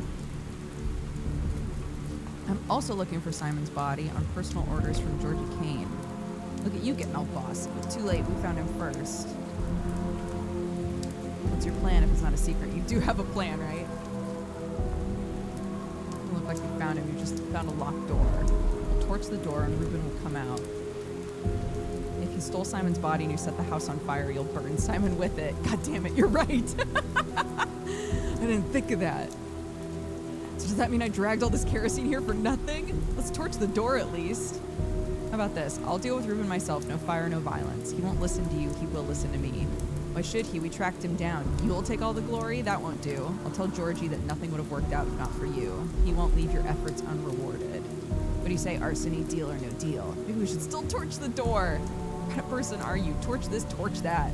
I told you, you can't set it on fire. The old man's body is inside. If we burn it, we'll be the ones who... Fine, Doc, it's a deal. Just don't double-cross us. Put in a good word for us. Okay, that went better. I didn't murder either of them. It's me, Dankovsky. Don't even bother. I'm busy. Besides, there's smoke and fumes. It's impossible to stay.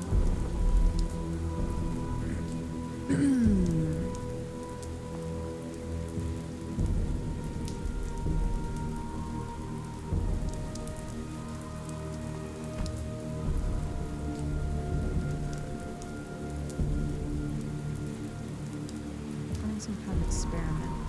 Why you can't scare me with that. I really need to talk. It's a matter of life and death, literally. Dankovsky, I told you no. I won't let you in. Not today. What's going on in there? None of your business. Don't pry. I have a revolver. You threatening me? Seriously? You want to test me? I assure you I won't chicken out. Better leave while you can. Come back in a day, or better yet, two. I was told you were the last person to see Simon Kane. Is that true? I'm going to point a revolver at you. Easy, I'm leaving. But then he dies. But then he dies, dude.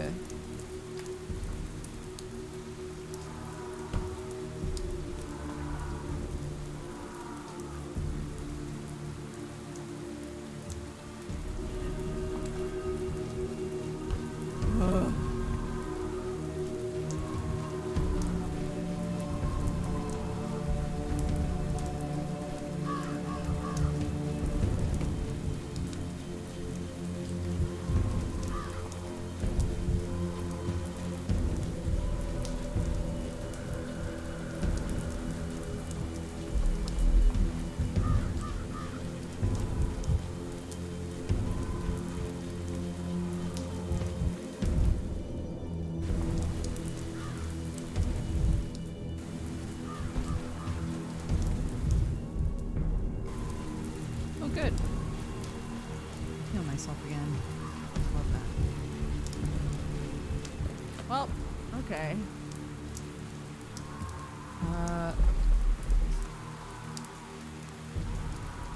Guess we'll go back here.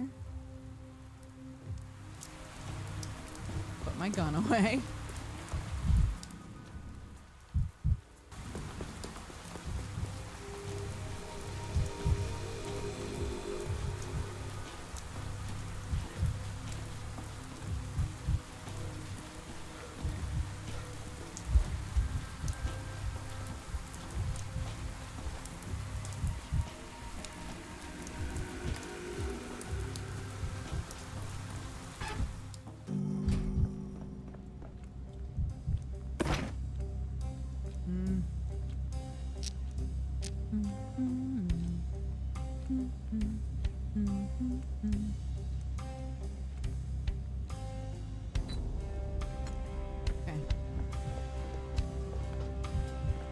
Set future me up for success.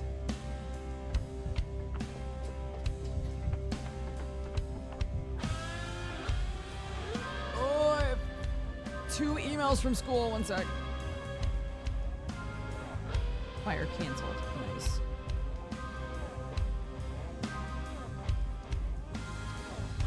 Okay. Nothing that has to do with me.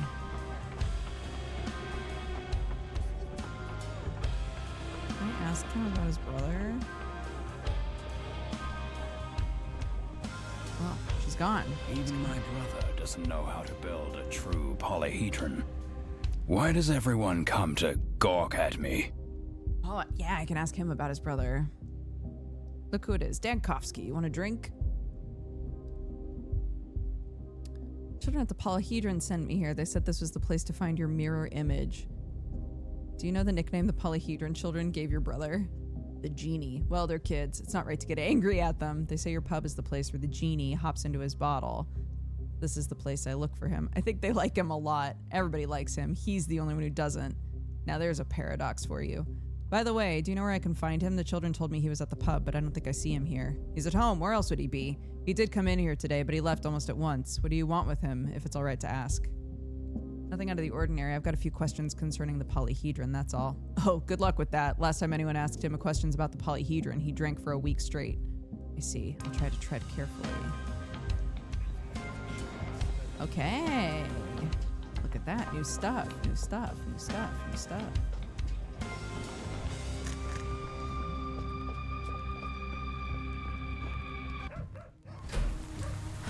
Okay. Where do y'all live? Oh, in here. What?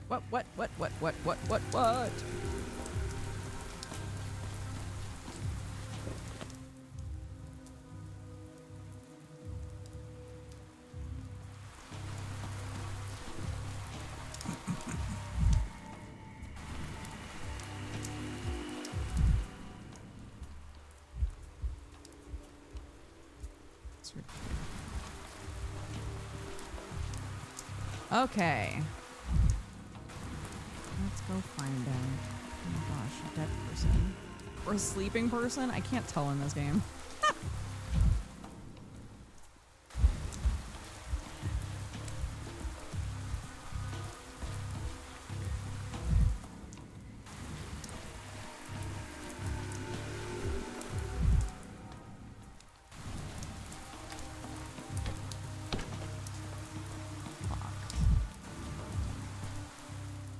Murky!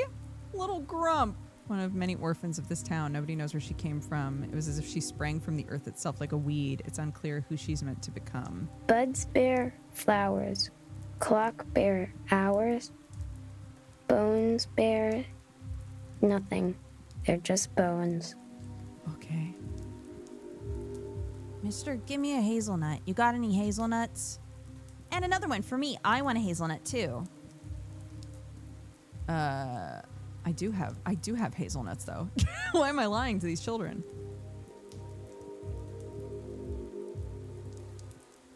What do you need hazelnuts for? No way. If we tell you, you're gonna keep all the hazelnuts to yourself. Don't tell him, Murky. Come on, mister. What do you need hazelnuts for? Just hand them over. I'm looking for Stomatin. Peter Stomatin. Perhaps you've seen him. I don't know a Stomatin. He's talking about the genie. Oh, the genie. Yeah, everybody knows him. He's a wizard who turns hazelnuts into stories. So you do know him. Have you seen him today? Where'd he go? If you had hazelnuts, we'd tell you. Otherwise, what's the point? Kids have interests besides nuts. It's always with these nuts. What are you going to do with the hazelnuts? Like this. You shake it and you hold it to your ear. A person's soul is hidden inside. So if you listen, you might learn their name or even their whole story. The genie's the best at listening to hazelnuts. He tells us their stories, and every time we find a hazelnut, we bring it to him. I have plenty of stories. Tell me where Peter's gone, and I'll tell you one.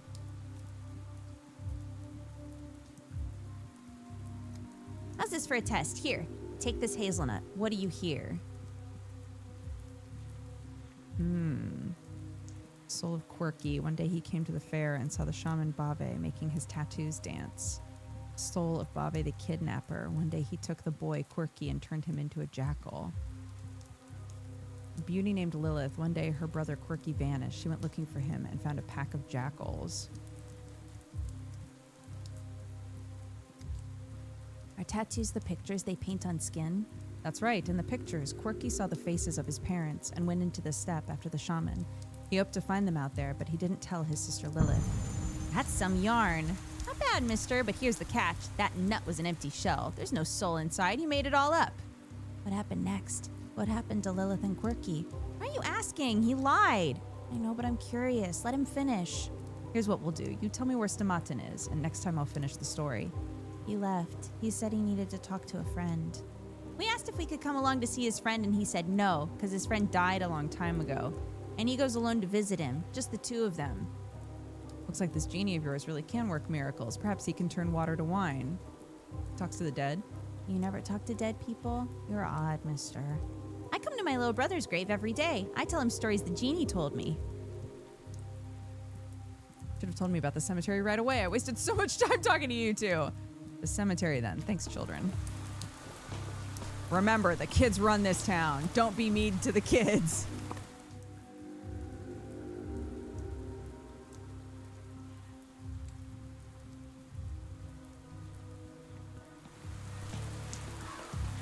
Oh, Maria's here too. Woof. Why don't they bring anyone here? It's so quiet. Been waiting for you. I hoped you would bring some red flowers. Why would I need red flowers? Barkod likes them best. He's the one you came here for, isn't he? Who is this Farkod? Farkod would have smiled at this. A guest from the capital has come to honor his memory and doesn't even know his name. I'm looking for Peter. Are you suffering from sunstroke? Someone is always following Peter's step. Usually it's his guilt. Sometimes the guilt takes on the shape of a man. Looks like today it has come as a doctor. So he was here. Where did he go? He only goes to one grave when he's at the cemetery, Barkot's grave. But he left already. Maybe the Kane daughter saw where too. She needed the cemetery today as well. Everyone's headed to a grave in a sense, even if it's someone else's. This grave is beautiful, actually, a work of art. The Stomatins built it as a sign of respect, grief, and remorse. They're masters of all trades. They build anything, be it polyhedron or a grave. That they are, but Farkod doesn't let me talk about the polyhedron. He doesn't let me go close to it. He forbade it while he was still alive, obviously. Now that he's dead, he might have changed his mind. What's so dangerous about the polyhedron? He didn't say, and I didn't ask. I'll ask him next time. Oh, you ask if he's 6 feet under. I can hear him sometimes. I gently lay my cheek on the ground, and I can hear voices from below.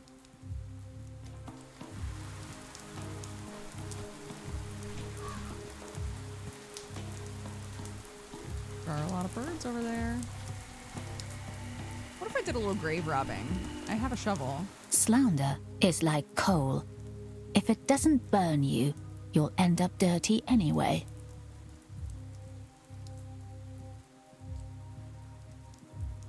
Oh, there's a crying baby outside. It's so disgusting that great people inevitably stir up envy in others.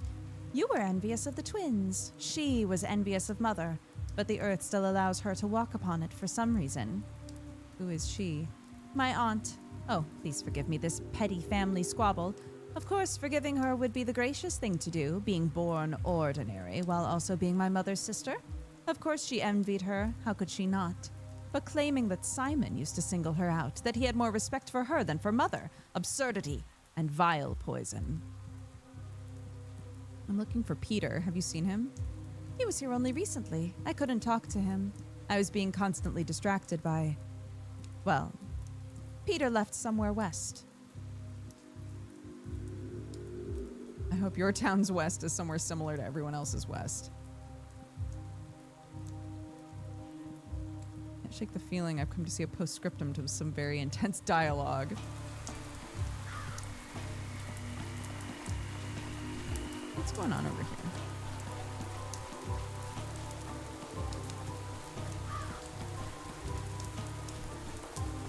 Is that where Home Slice was buried?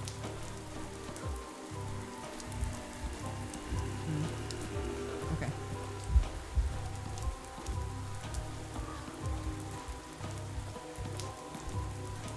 Yeah, well, I think a lot of these kids are orphans. So, yeah, they just join gangs and do whatever they want. I assume in story context, because it was 5 years ago that the last plague was, right? So I assume in story there are so many orphans in this town because a lot of people died.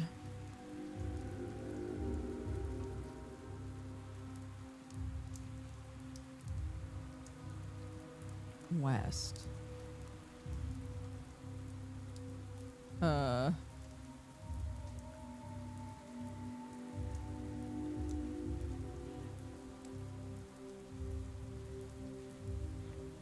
West.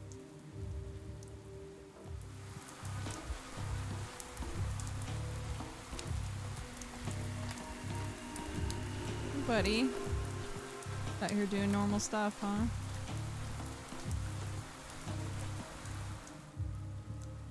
What are you doing wandering around here, Emshen? I'm going to remember your face. If a single bull of mine goes missing, I'm holding you to answer.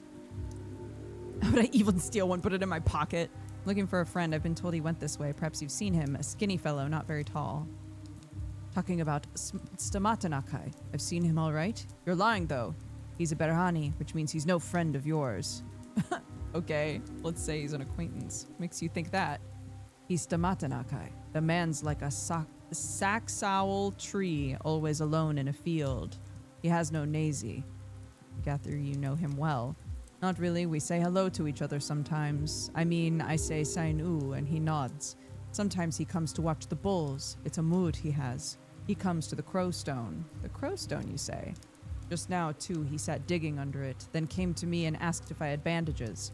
I looked at him and saw that he had sliced his hand open on something and was dripping blood. See there, Emshen. He bled on the ground. Did he say where he was going? He didn't have to say it. The flank is where he usually goes when he leaves here. The flank? The part of town up north, right by the riverbank. A mate of mine lives up there. He sees Stamatanakai there often. I see, thank you. Blood?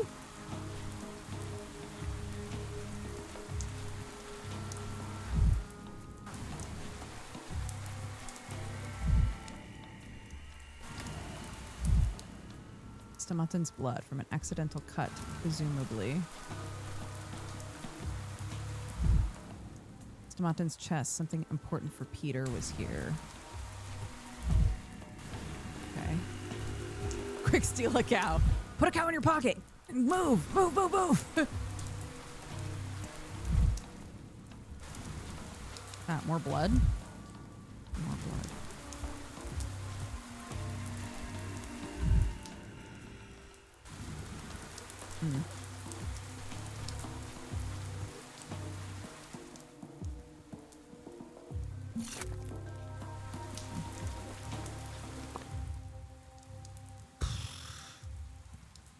Pepper told me Peter headed to the flank. The blood trail leads in that direction.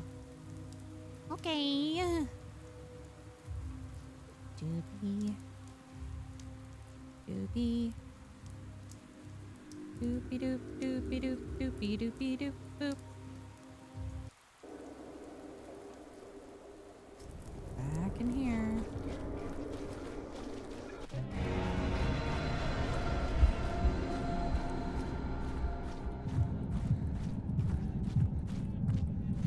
Bro, my least favorite place to go. Get me out of here. Okay. Phew.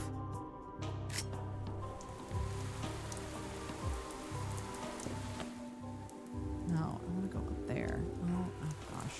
I'll do both. I'll do both. I'll do both. I'll do both. I'm Dankovsky. I can do both.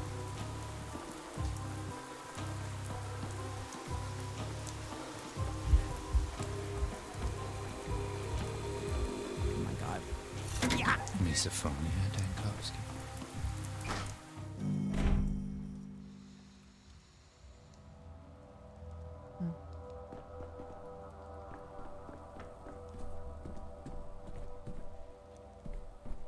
Do not refashion that which has grown well. I got some special scent. What do I smell of? Diagnosis by smell. Did we have all of this already? I don't think we needed to redo this conversation.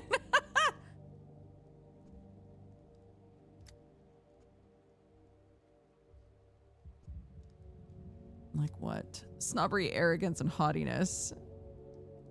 For me right now. Okay.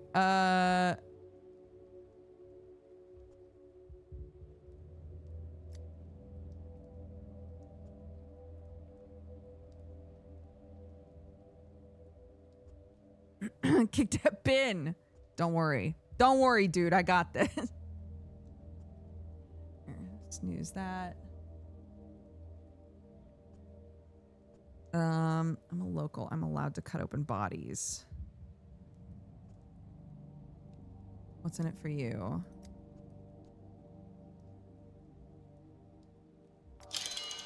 Okay. Now we work together. Ill-timed. What Means now? What? One what from whom? We even made a wager, but you came back, which means my assistant owes me. How about we split the pot? I'm a generous man. I'll take only half. So that's the reputation I have. Enough with the jokes. You examine the dancer. Subject has the plague, an intercurrent disease. I'm not really qualified to rule the town. The handover is necessary. What are my options? You can strike both the cathedral and polyhedron off the list. Even being inside the cathedral is a strain on the nervous system, and the polyhedron looks ready to fall over. Right,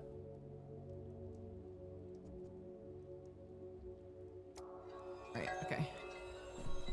Oh my gosh, I forgot. There's so many I things I can't still move. have to do. I'm bound by family ties. Where did you study to be a doctor? Where are you responsible for the town's health care? I've already checked. You need to hand over your responsibilities.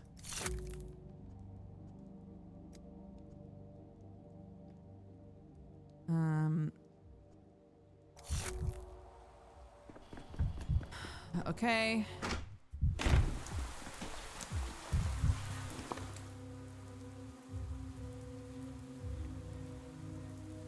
Oh my god.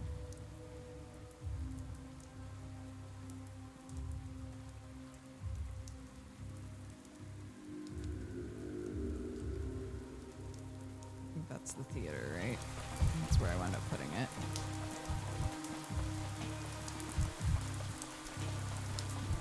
I am playing Pathologic 3 and I'm loving it, but I'm also like, oh my god. It feels like you could spend an eternity playing this game. Like I'm finding myself being so nitpicky about every little thing.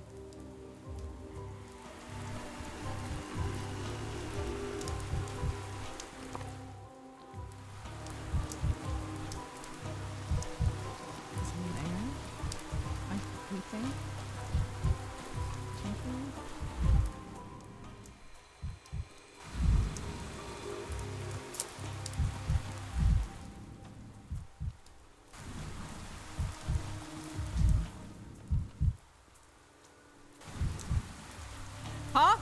Wait, why am I dying? Oh my god, why am I dying? Oh, you gotta be kidding me.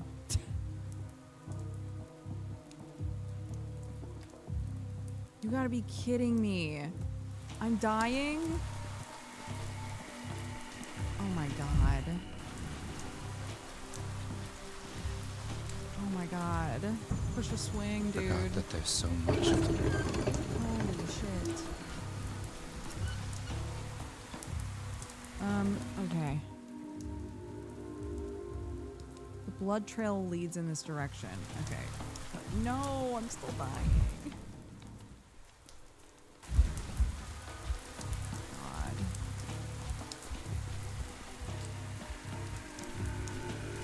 I had a friend show me getting the achievement for failing every event in one playthrough. Oh my god.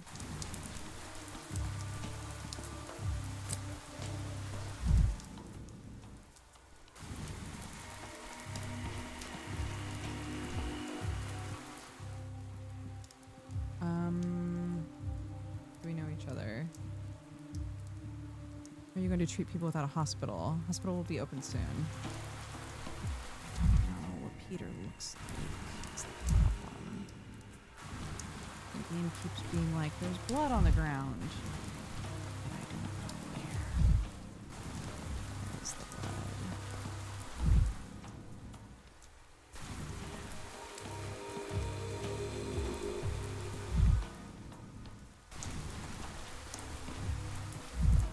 Blood. Is he in here? Break. One Stankovsky. Now, 1,000 fragments of Dankovsky.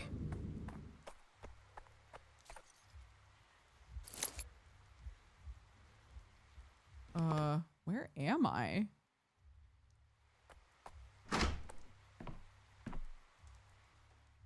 Lara. I noticed that some young people in the town seem unable to find their place. Those who didn't follow the Kane's ideas or the Kin's faith. They looked for their own path, but still seemed lost. Lara Ravel thought the meaning of life was to open a shelter. No. This town can't give birth to a murderer. You seem to be lost. Can I help you? Do you know there's a bloody trail leading to your house? I'm looking for Peter Stamata, and I believe he must be here somewhere. What is this place? Something like a shelter? This is the shelter. Any place that doesn't drive you away can be called a shelter, though. If you have nowhere to go, you may stay. I'll find a place for you. I have too many places to be. I have this imaginary map in my mind, and new things keep popping up. No. Avoid. I'm looking for Peter. He was here, looking for a doctor. I'm no doctor, but I can stop bleeding, so I helped him. You and he must be close. Oh, come on! Looks like I'm late again. This is getting beyond ridiculous. I've spent half the day chasing him, and I'm always one step behind.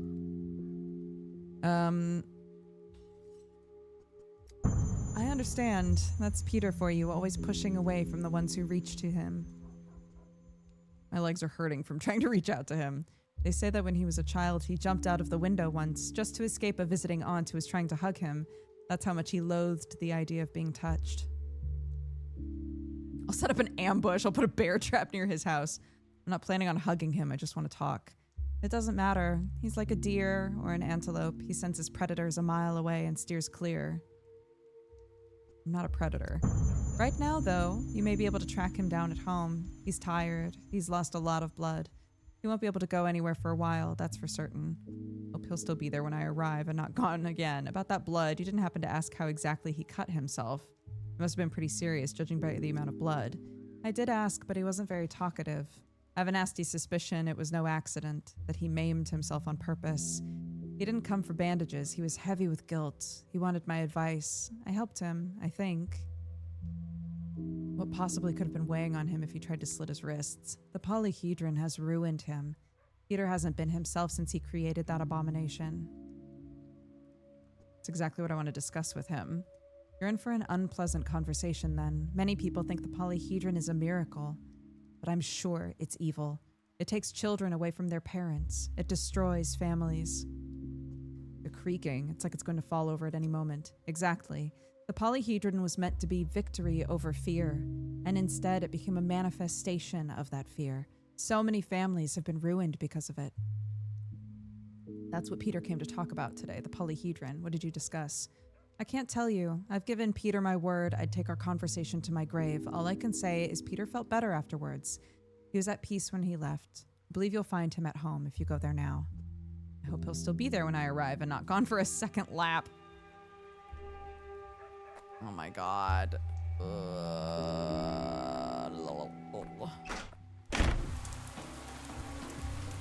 Girl. Half a tone louder.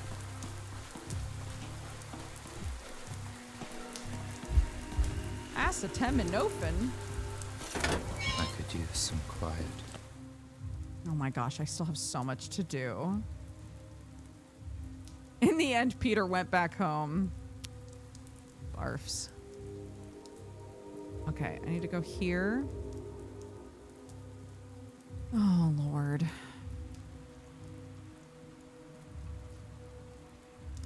I guess I'll do this and then come back over, do this and then this. I guess.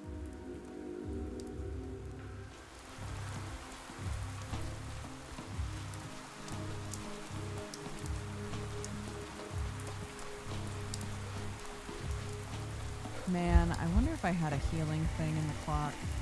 I should have checked. I should have checked, but I didn't.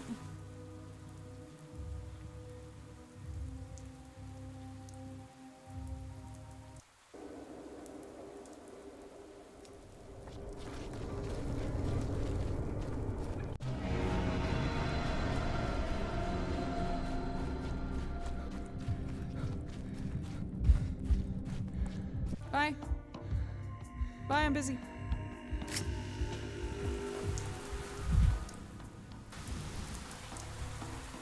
Literally right here. Bless you. Hi, do you have a clock? You sure do. No! Nothing. Nothing.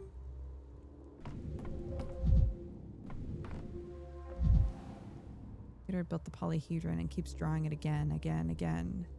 Drawing is fresh. He'll never invent anything new.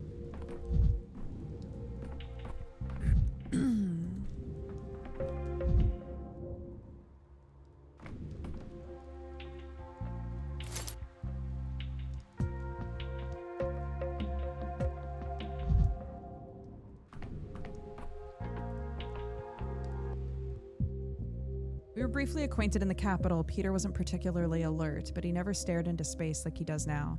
In this very town, he built the polyhedron and took to drinking, unable to bear the beauty of his own masterpiece, or the thought that he'd never create anything better. Apparently, the polyhedron truly is an unparalleled achievement.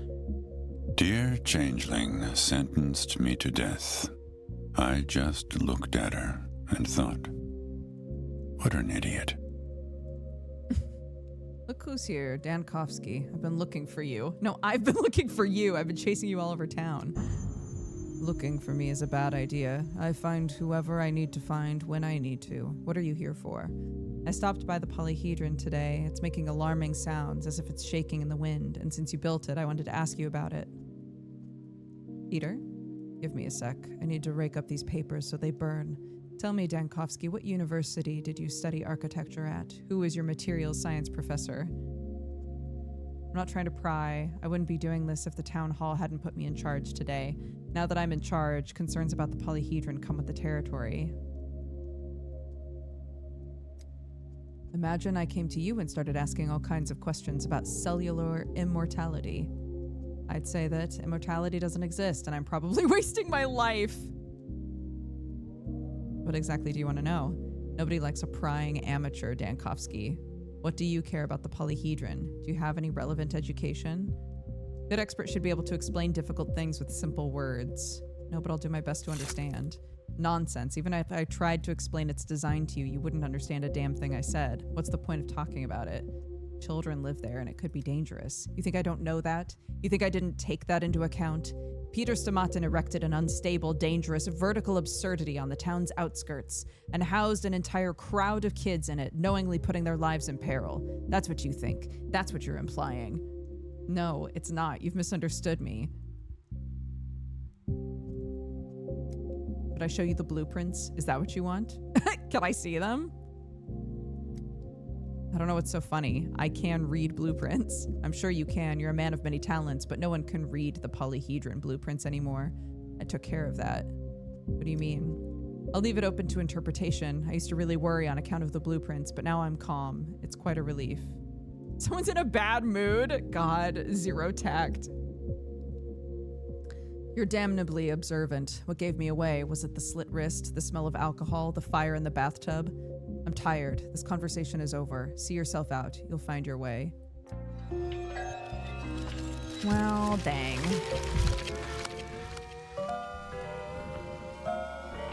Uh-oh.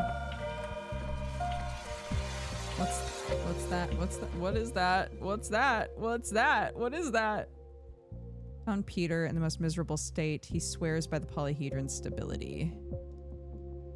Okay, that's...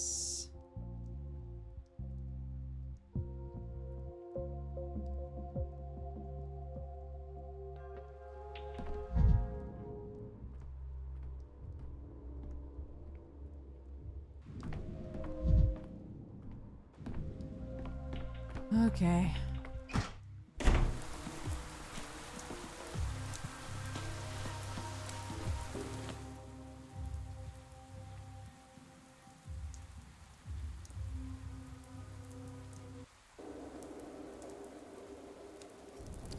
33-3. It's afraid of fire and salt?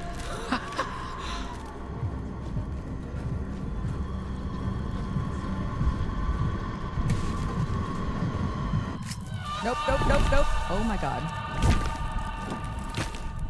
Is she eating me? Oh, well.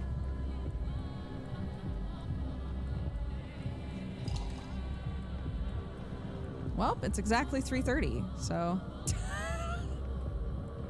I guess we'll end today getting eaten. Dang it.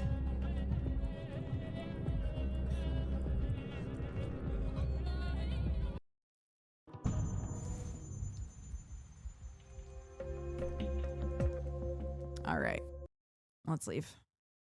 She's supposed to be grabbing you and slamming you down, but the animation glitched. That's so funny. Hey, thanks for watching, everybody. Tonight I'm on a one-shot, an Esoteric Ebb one-shot on Joe Fudge's channel, which should be very fun. It's got a good lineup of people. If you'd like to tune into that, it's at 10 p.m. England time. It's the most forgiving of the 3 games. Oh, by far. I have honestly zero desire to engage with the survival mechanics of the other ones. Maybe one day. Okay. Activity feed. Here we go. Tiracata, thank you for the 26 months. Red Mage Ace Bounty, thank you for the 10. Poldy for the 98. Aptacha for the 33. Reggie for the 18. Ghost of Crows for the 17. Ninen Bear for the 7. Mongo Donut for the 9. Happy Twitch baby. And Yang Yang for the 65. Thanks so much, guys. Actually, let's see if Joe is live. If he is, we'll go say hi to him. Good cast. He sure is. Oh, baby, crying outside. Okay, I'll see you guys for that if you're looking for something to watch later. Otherwise, I'll see you tomorrow. Same Duke time, same Duke channel. It'll be Friday, so we're doing community stuff, looking at fan art and watching clips, things like that. If there's any particular moments you've enjoyed from Pathologic, feel free to clip them and put them in the clips channel. But otherwise, take care of yourselves. I'll see you later. Bye.